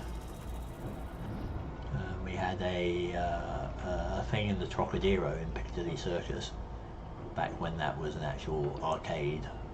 I don't think it's an arcade anymore. They must have closed that down. But yeah, Piccadilly Circus in London was an arcade in the Trocadero, and in the bottom floor of it they had, well, I guess they had sort of more interesting stuff, like sort of live action aliens run through a base thing and get chased by aliens and marines and stuff. And they also had a little VR thing where you had, I think, about six seats basically, and they were little cabinets, and you had a cockpit, and you had 2 joysticks, and you had the proper VR headset thing on, and you had like joysticks that were, you had buttons on them, fire buttons and so on. It was BattleTech, basically, the old role-playing / war game thing. and you could basically stomp around in these giant mechs and fire missiles and PPCs and lasers and all that sort of stuff, and it was really cool. I mean, obviously it was a lot more primitive than what we have now in terms of graphics. You know, it's basically just chunky polygons, but it worked. I mean, we used to love going down there and playing on that. And I think I remember seeing at one point that it had it had crashed or something, and on all the spectator monitors, you had like a Mac loading screen type thing, or a Mac desktop. So this was all actually somehow running on Macintoshes, which I thought was hilarious. I mean, I didn't think they were capable of that, but apparently they were. So it was pretty cool. But that was the last time I've really actually played a VR game. I'm not entirely sure why they disappeared back then. Because they definitely, you know, there was this bright moment where we had VR. We had, you know, the VR headset type games, and we had VRML and all that stuff, of course, as well. I think that came a little bit later. But I guess it was just a bit too kind of before its time. I don't know what I'm trying to do here. I was trying to see if I could get a nice view of the moon and planets, but I don't think that's going to happen.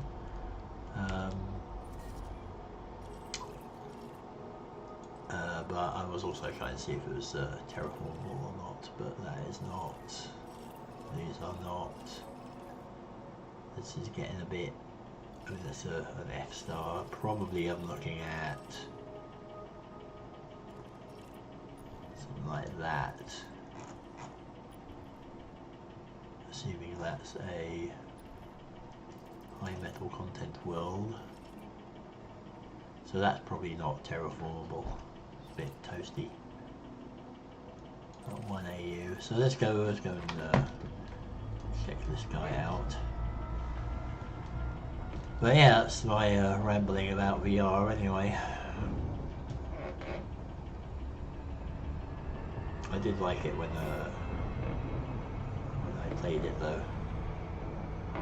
Nowadays you've got like you know, horror games and spooky games and that, but no. I do not want to soil myself, thank you. People who play those games in VR are far braver than I am. But a game like this would be nice. Totally.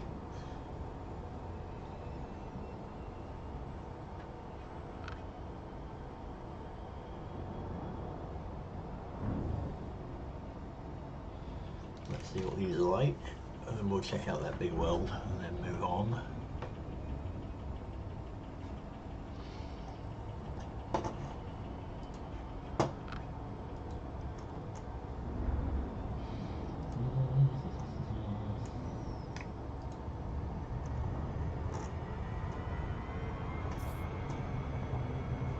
Past the star.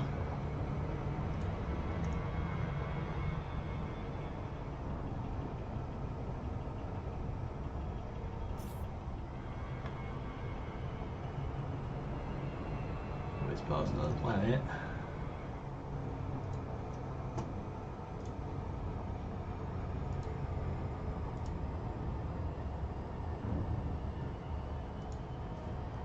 Let's check in the Discords and things.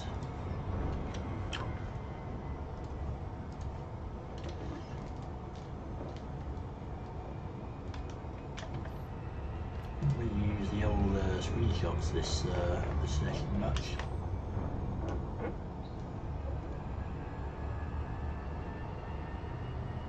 I'm kind of warm up back to the exploring again.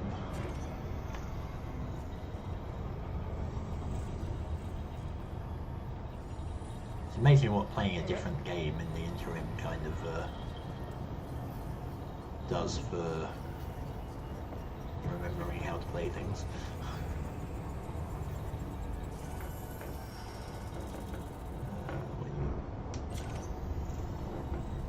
You're the big one? You're the big one, aren't you?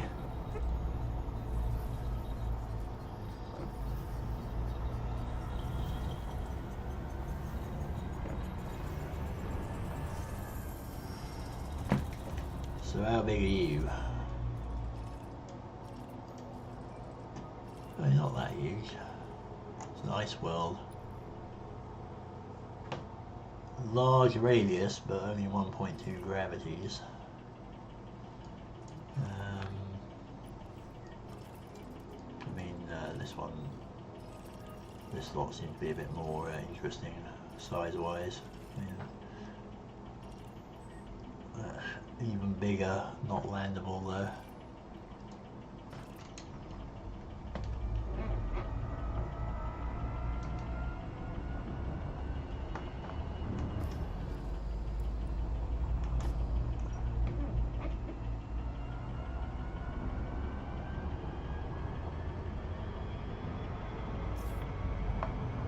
Give it a looky.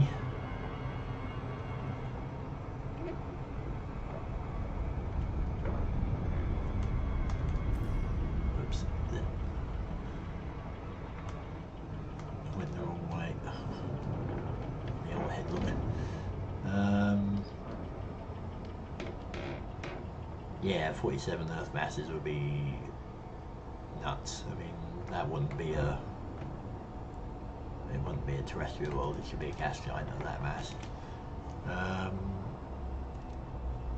Right. Anything else interesting around? No star. Let's just head on.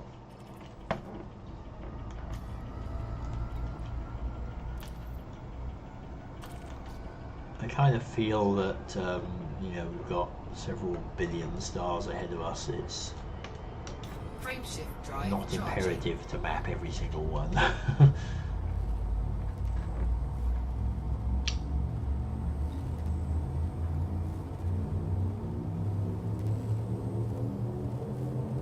Four, three, two, one. Engage.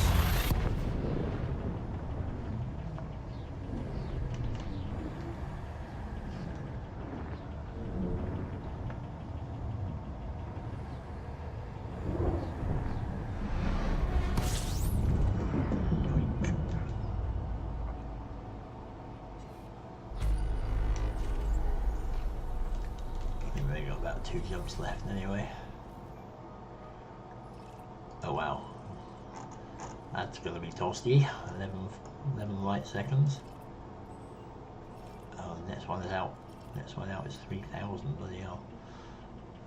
Well, while we're here, we'll certainly give you a looky.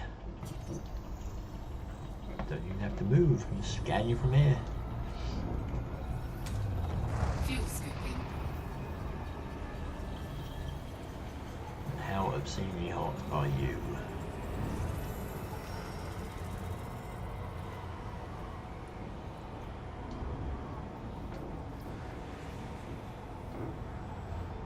So yeah, that I think Fuel scoop it was on the stream that I found it.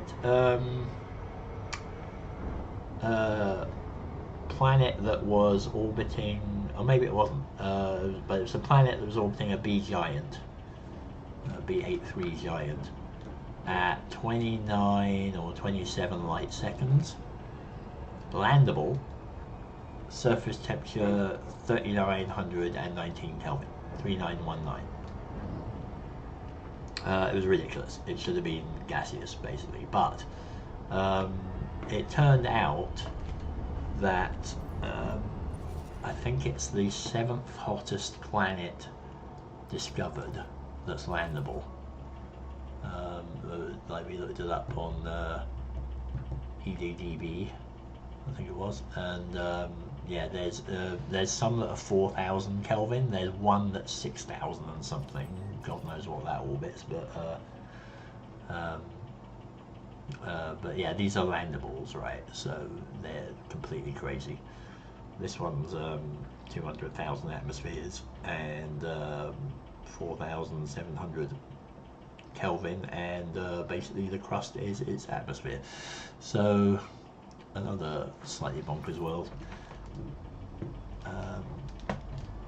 But yeah, I don't know what to do with these. Like,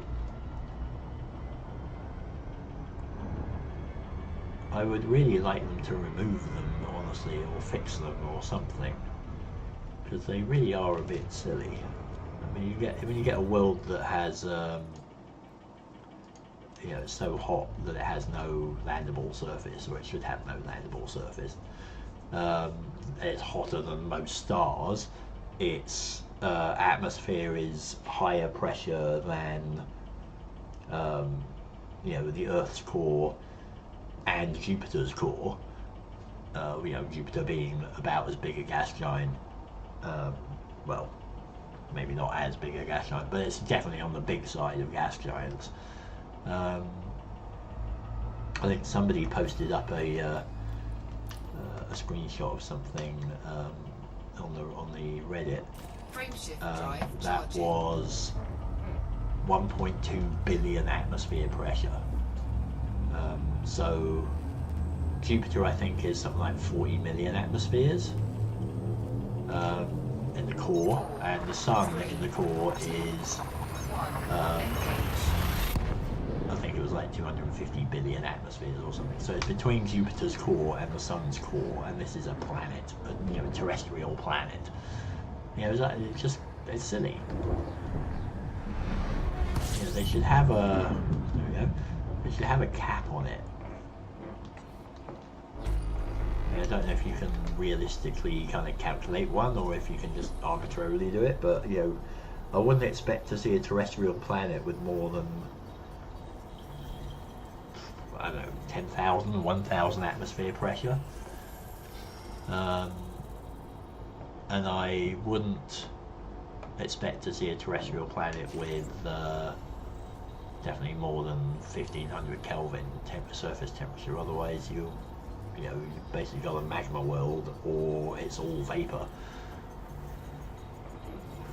I mean, yes, it'll you know, make things a bit less kind of extreme when you find the crazy worlds, but you know, one could readjust one's expectations of what extreme is.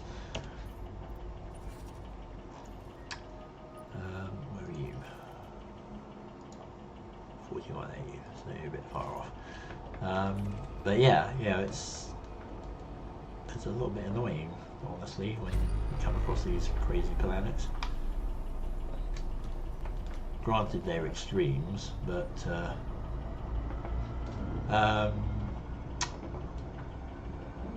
yeah, Chthonian planets, I think they've got a kind of specific definition. Hang on, let's just look it up. Chthonian. Chthonians are,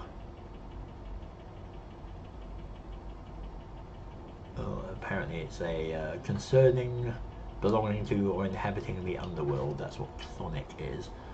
When I think of Chthonians, I think of big wormy things from Call of Cthulhu that burrow through the ground. But Chthonian planets are a hypothetical class of celestial objects resulting from the stripping away of a gas giant's hydrogen and helium atmosphere and outer layers. So it's basically like the rocky core of a gas giant.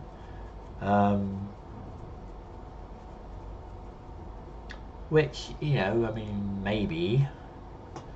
Yeah, there's far too many H's in that word, isn't there? But yeah, they could be, but at the same time, you know, you've got things, you know, the things that make planets generally would melt around, you know, 1,500, 2,000 Kelvin, right? Maybe you could argue that, the exposed core of a gas giant might all be diamond or something, and that's probably got a ridiculously high melting point. But some of these things are even above that, right? I mean, 4,000 Kelvin, I'm pretty sure that's going to melt diamond, you know, and or, you know, carbon in any variety. So yeah, it's still extreme. And I mean, if you've got a planet with a atmospheric pressure of like 200,000 atmospheres, that's yeah, that's a hell of a lot of mass of atmosphere to make that, right? So where is that? You know, you'd expect something like that to be a pretty much a small gas giant or something. That would be reasonable. But you know, just as a normal terrestrial planet, and especially when you fly up to them in this, and you can see the surface, and there's, you know, Frameshift drive charging. you know, it's black, like black rock with lava glowy patches, when the whole damn thing should be incandescent, glowing like the star, you know. Ready to engage. Maybe I'm just being too picky, I don't know, but 2, 1, engage. it seems it just seems a bit too crazy, and I hope they put a cap on them someday. There we are. Well, it's just a normal looking W star, unfortunately, and there is type O, but there's no other objects in the system, unfortunately, and of course it's been discovered because it's an H.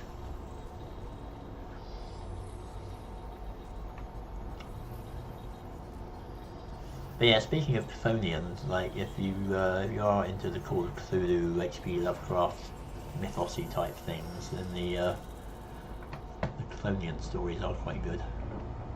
Like I said, they're big worms with tentacles on the front, as most of Cthulhu-y stuff is.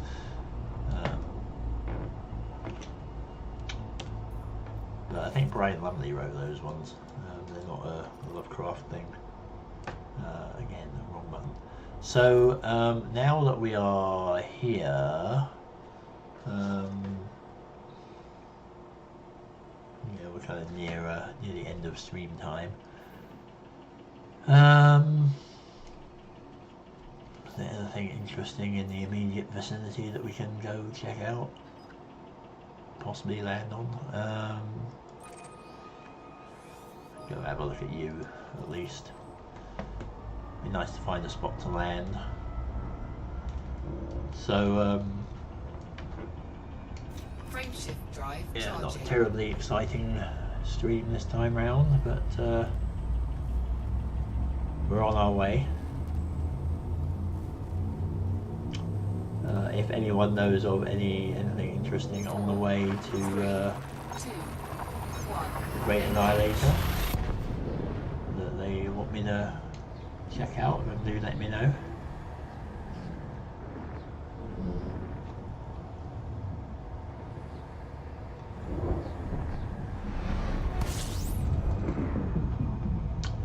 They all big. And you're also on your own because you're an O-star. The problem with these ones, they're usually solitary. I got a W star again though, that was nice. AAA, you must be a black hole, yeah. No, not a black hole. You're an F black hole though.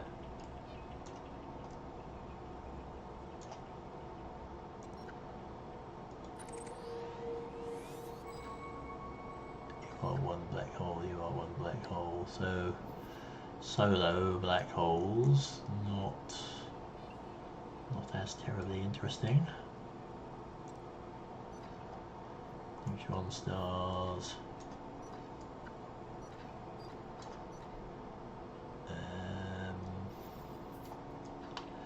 I really wish there was a way that you could kind of just type in like Eok Pruai AAA -H, and then it would just take you to the nearest one.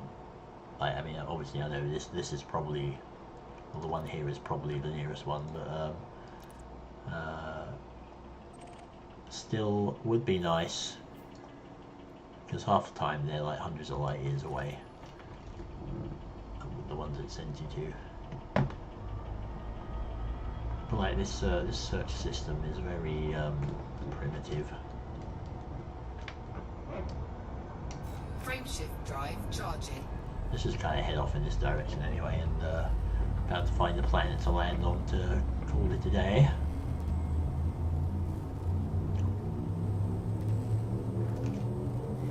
But yeah, I guess one could argue, oh, if you had a search function on the galaxy map, then you'll just find everything. Well, you know, not anything of interest.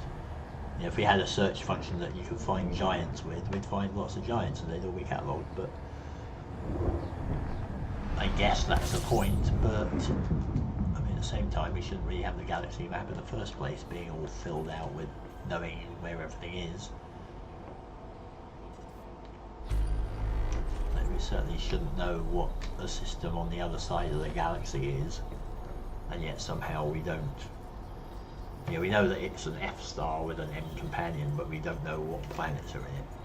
For some reason, I don't know why.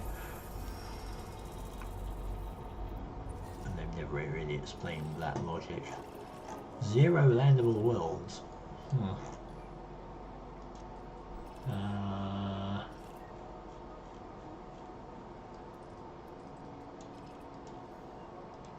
Go on then. I'll have a look at you. You might possibly be a water world. But yeah, it's weird. It's supposed to be the 3300s, and apparently we use search engine technology from like the 1980s. You know, maybe it's all in a big vault with cards or something.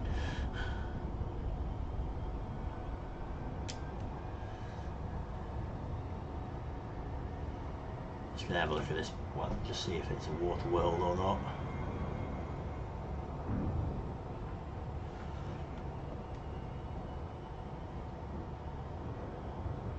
Ordinarily I check out all these planets, but A, I'm getting quite hungry because it's nearly dinner time, and B, well, B, I should really kind of end the stream anyway because it's near the end of the allotted time. And that's one reason why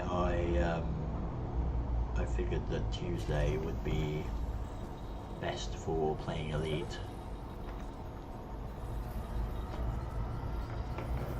And Saturday would be better for playing other games or new games, because I'll be more awake and you'll have more time to play them if we overrun.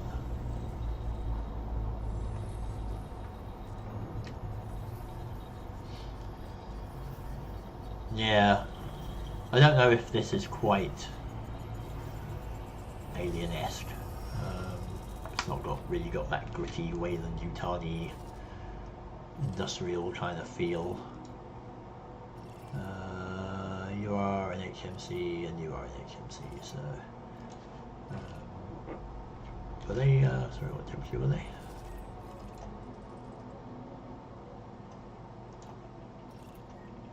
Oh, you were way too darn hot. Probably one of these is terraformable, but I can't be asked to check it out.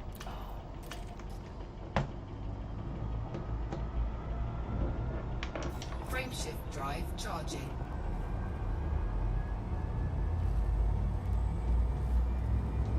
But yeah, it's yeah, I think in certainly in sci-fi role-playing games at least, technology makes things arguably too easy in a lot of cases. Like, you know, if you have like a sci-fi mystery whodunit type thing, you could probably realistically access all these genetic databases and social media info, blah blah blah, and get your AI to process everything and give you the answer without even having to figure anything out yourself. So maybe a sort of similar argument applies here, that if you make it too easy, then all of the challenge is gone. But I kind of like the idea of having an easy future, really. 7,000.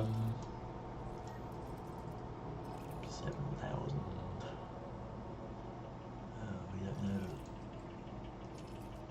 how far away you are from there, though, do we? Reasonably close. Bleh. Bleh, I say. Let's go one more system. Fuel scooping.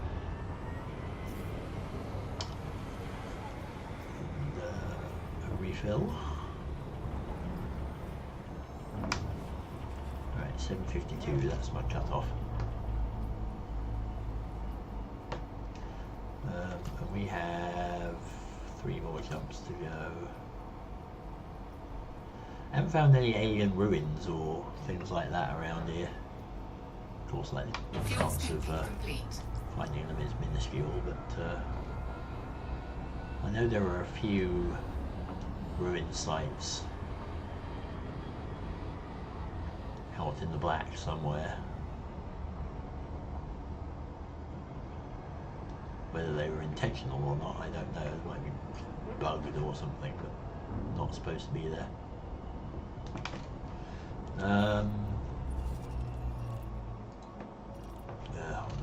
Keep it.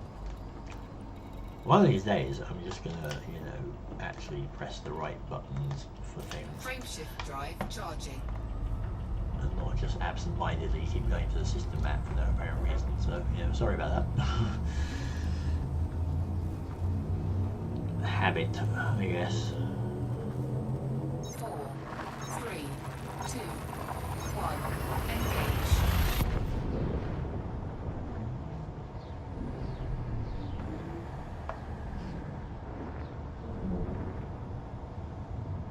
Yeah, I'll find a place to park.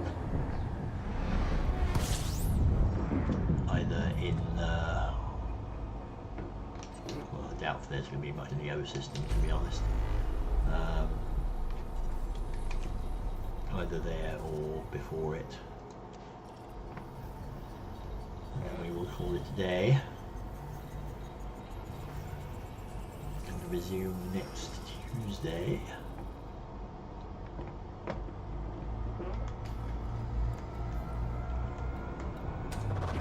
Fuel scooping.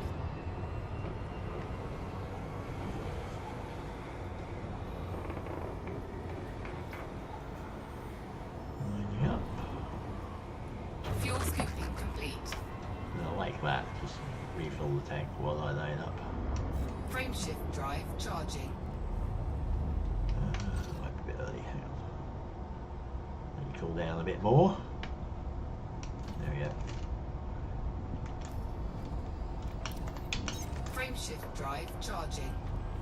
Darn it, remember that. I'm still targeting the planet. Or system, anyway.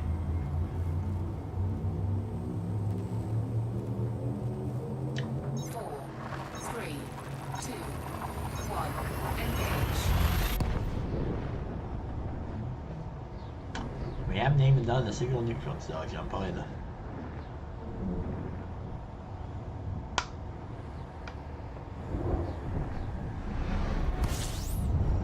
He says, jumping to a neutron star system. I honestly did not know that was coming.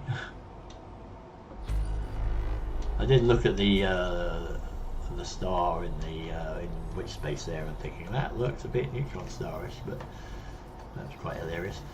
What do we got? Very slow, leisurely neutron star. Oh my. You are teeny tiny. Oops. That's a very tiny ring planet, isn't it? 2,500 kilometers. Landable. I mean, it's over 1,000 light seconds away. And pretty far from the brown dwarf.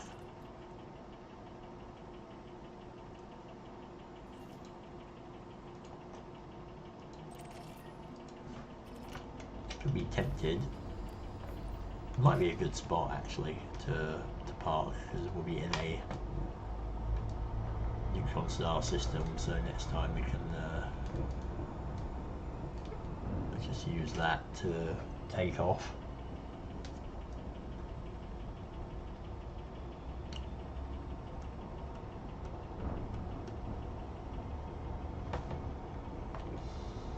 Although my sense of completion is such that I feel like I should go to that O star if I can remember where it was.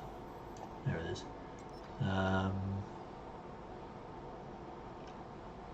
then we'll hop back and land there.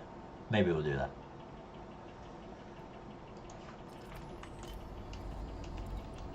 I will be back. Little planet.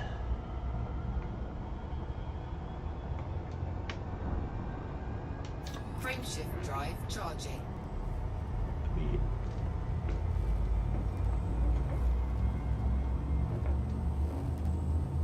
terribly indecisive about that, but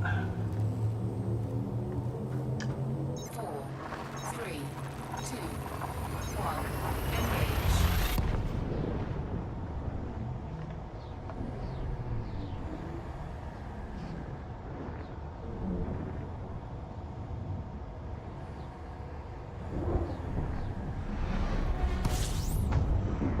sports.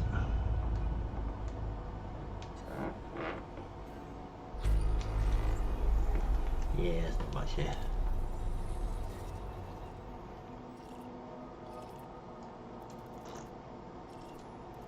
Herbig? That's Herbig. Are you nearby? Or far off?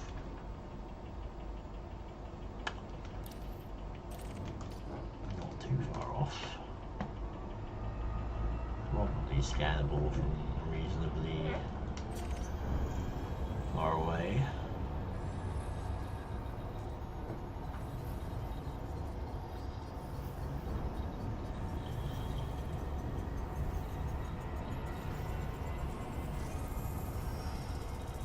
It's a bee. Huh. It's pretty purple for a bee.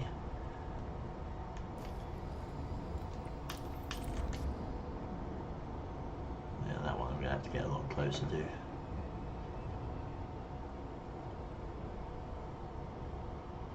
I think they're actually, the Herbigs are actually quite small, aren't they, as stars go? Which is weird, because some of them are very massive, and yet they're only like Jupiter size or something, but they're 40 solar masses. So a little crushed in there.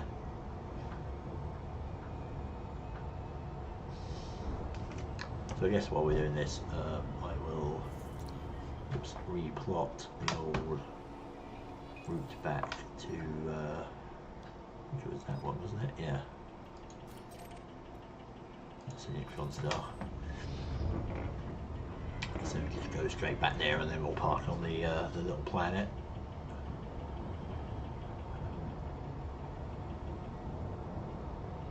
I just want to say hi to the Herbig.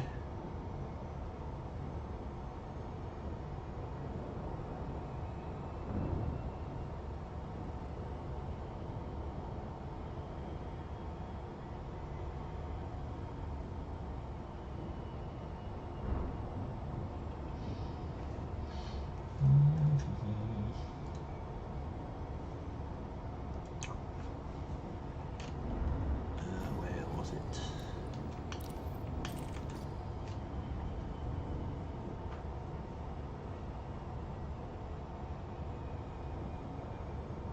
Is that really a bee? Those one B's were a bit bluer than that. There we go.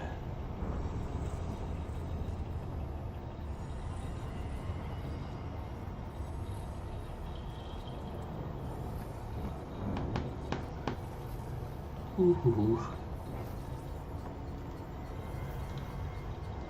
Looks very small by comparison.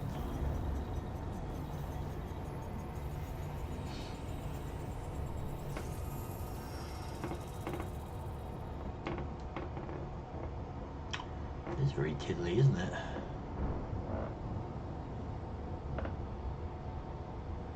A little babby star, literally.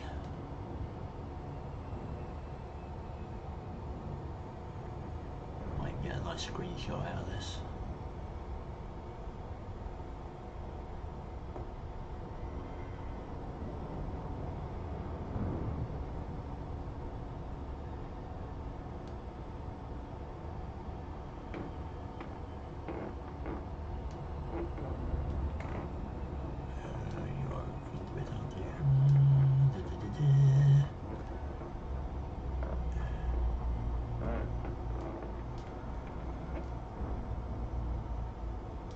See how cheeky I can get here.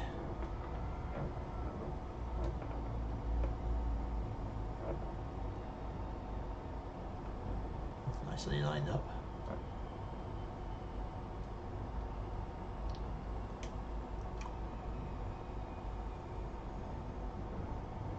As I am thinking that the dusty halo is going to make for some interesting colours.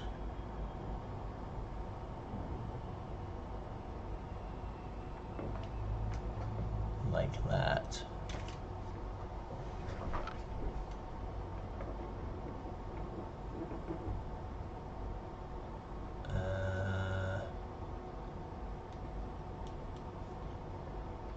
There. Let's do that.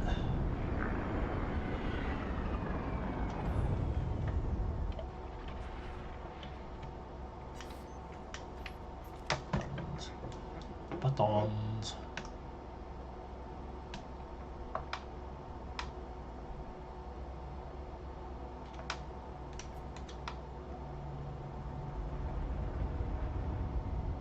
Do I want a bit of lens flare there, or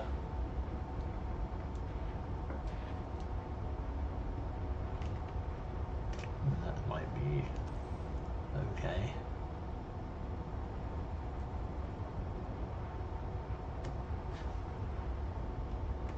Sort of weird cumulative bluey purple and dusty thing. That's a little interesting anyway. Right, what was that again? That was let's write that down. Eoc C2082C.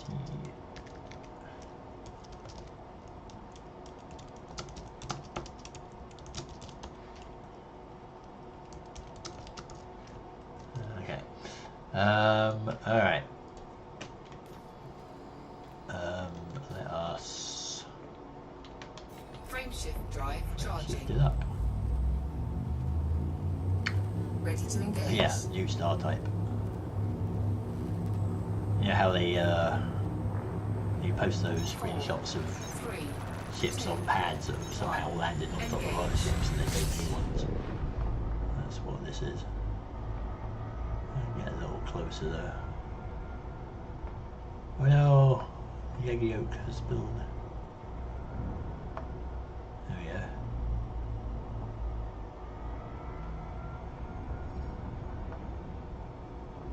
That actually looks quite good, doesn't it? Barely see where I'm going here. Yeah, I don't know if that's doing something weird and cumulative.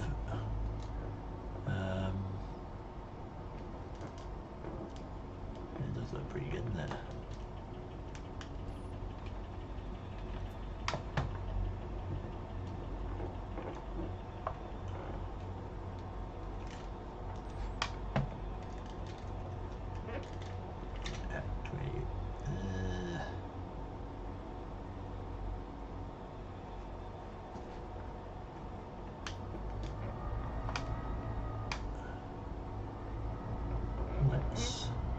flare is really quite high though. Can easily get caught in that. Woof, there we go. Zoom around.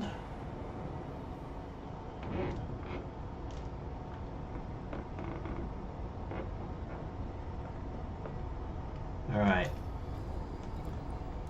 Let's go back Frameshift drive charging. and revisit our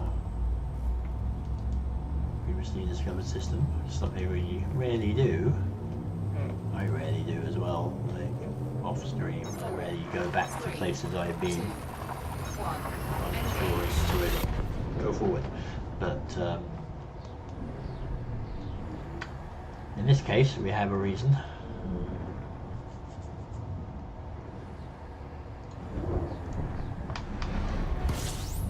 We're going to go and visit the let's go to the jet here, visit the little tiny planet we found. And land on it and end the stream.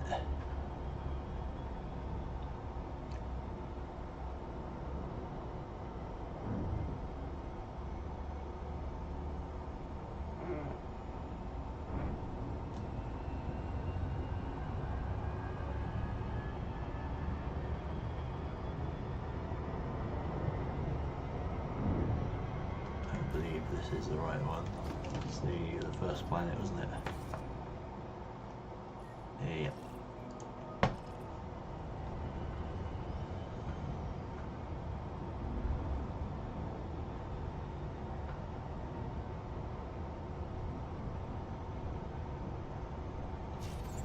I don't think we made it very far from Colonia, but it is just the start.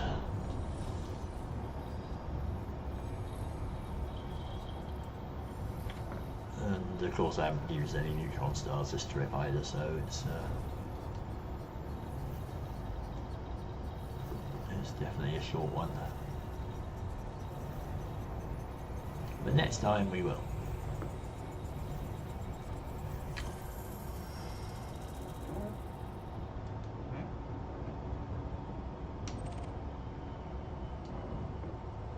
I think that's the moon, isn't it?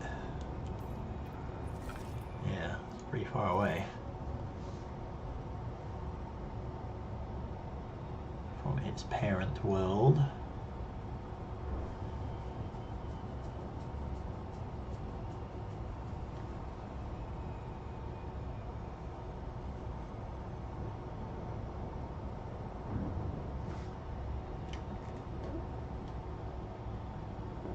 It's very large rings. See how big these ones are.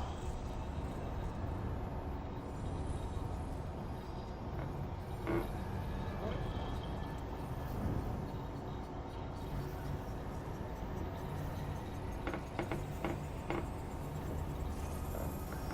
they're the skinny ones.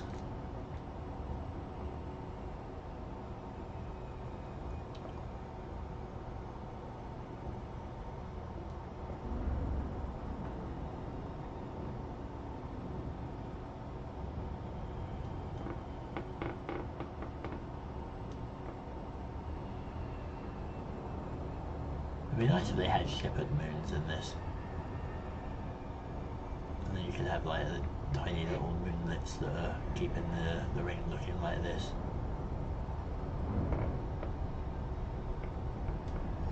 Yeah, rather than spread out throughout the whole volume. Oh, there it is.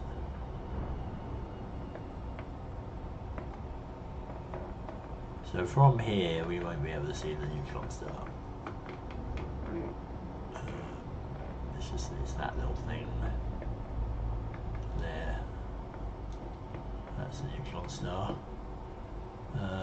But I was going to see if I could get a view of the brown dwarf.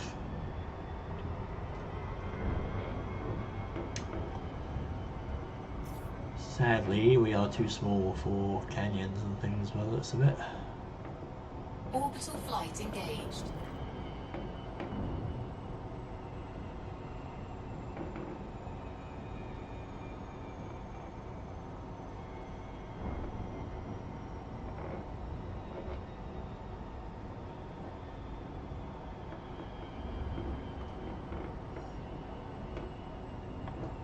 That'll do.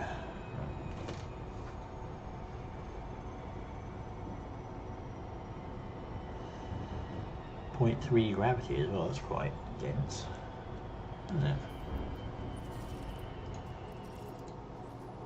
What are they made out of?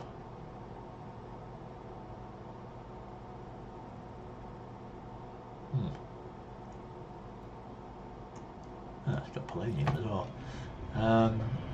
Yeah, it's quite a dense little thing.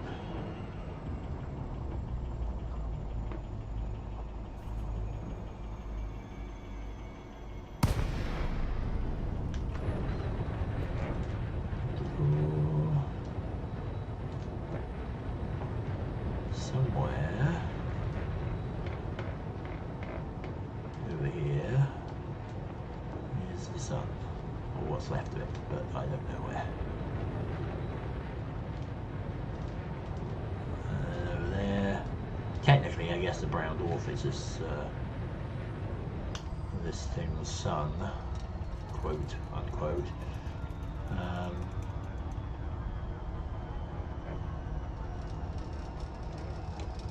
Don't know if it's close enough to be potentially that warmed by it, but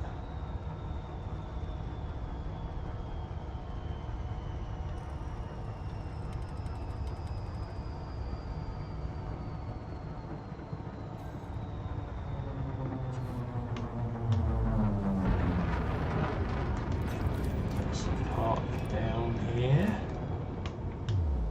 Overrun a little bit here, but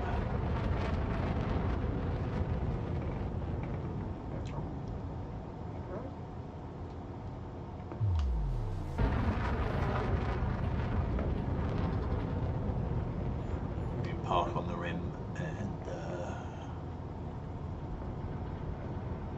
get a good view. At least I get the usual challenges of trying to park on bumpy terrain.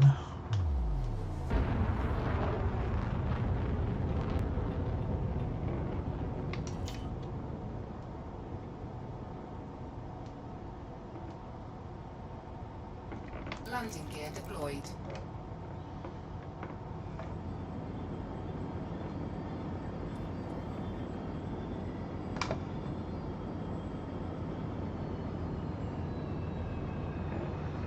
On the down slope. Back a bit, back a bit, back. Darn you, momentum.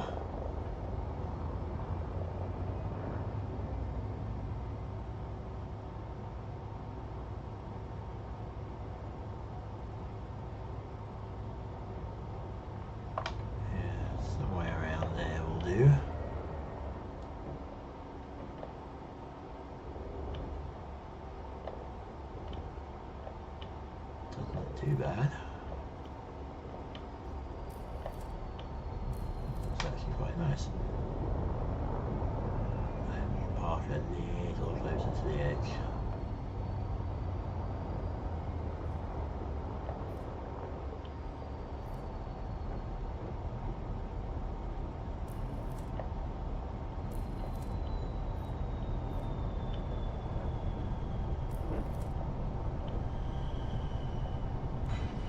Hey, there we are. Touchdown, Miami. Or San Francisco, or whatever your preferred American hand egg team is. Alright, there we are. Oops, that. I've got the camera speed linked to the hat thing on my joystick as well, and sometimes I keep pressing it. I don't know if that's wise to have that there. But there we are. Use my mouse to control it a little more. That's me, parked on tiny little planet slash moon of Roundorf. That's where we'll end it today. So yeah, not terribly exciting. Didn't see too many fantastically awesome things, but such is the way. Thank you for joining me. As usual, the well, not quite as usual because now we're changing things up. The next Elite Dangerous stream will be next Tuesday, so it's going to be Tuesdays henceforth until further notice. And then on Saturday, this Saturday, we will do What Remains of Edith Finch, which will be interesting. It's going to be the first time I've played anything live on camera that I have never played before, so it will be completely new. So hopefully it's good. I've heard lots of good things about it. It's another story type game, so you know, walk around, interact with things, walking simulator-y type thing. But I like those things. So, and then after that, I don't know. Subsequent Saturdays, we'll find some other things to play. Right. So I'll leave it at that. As usual, if you follow me on the Twitter in the link below, on the Twitch, then you can keep updated on things. Everybody's Gone to the Rapture will be out hopefully within the next couple of weeks. I'll probably work on it in the weekend, and I'll let you know when that's up, and do heartily recommend watching that because it's really good. I really enjoyed it. And yeah, this will go up on YouTube in a few hours, so if you miss any of it, you can catch it there. So I'll see you next Tuesday for Elite, and on Saturday for Edith Finch. Okay, thank you for joining me. Oops, I'll rock the camera here. And I will see you next time.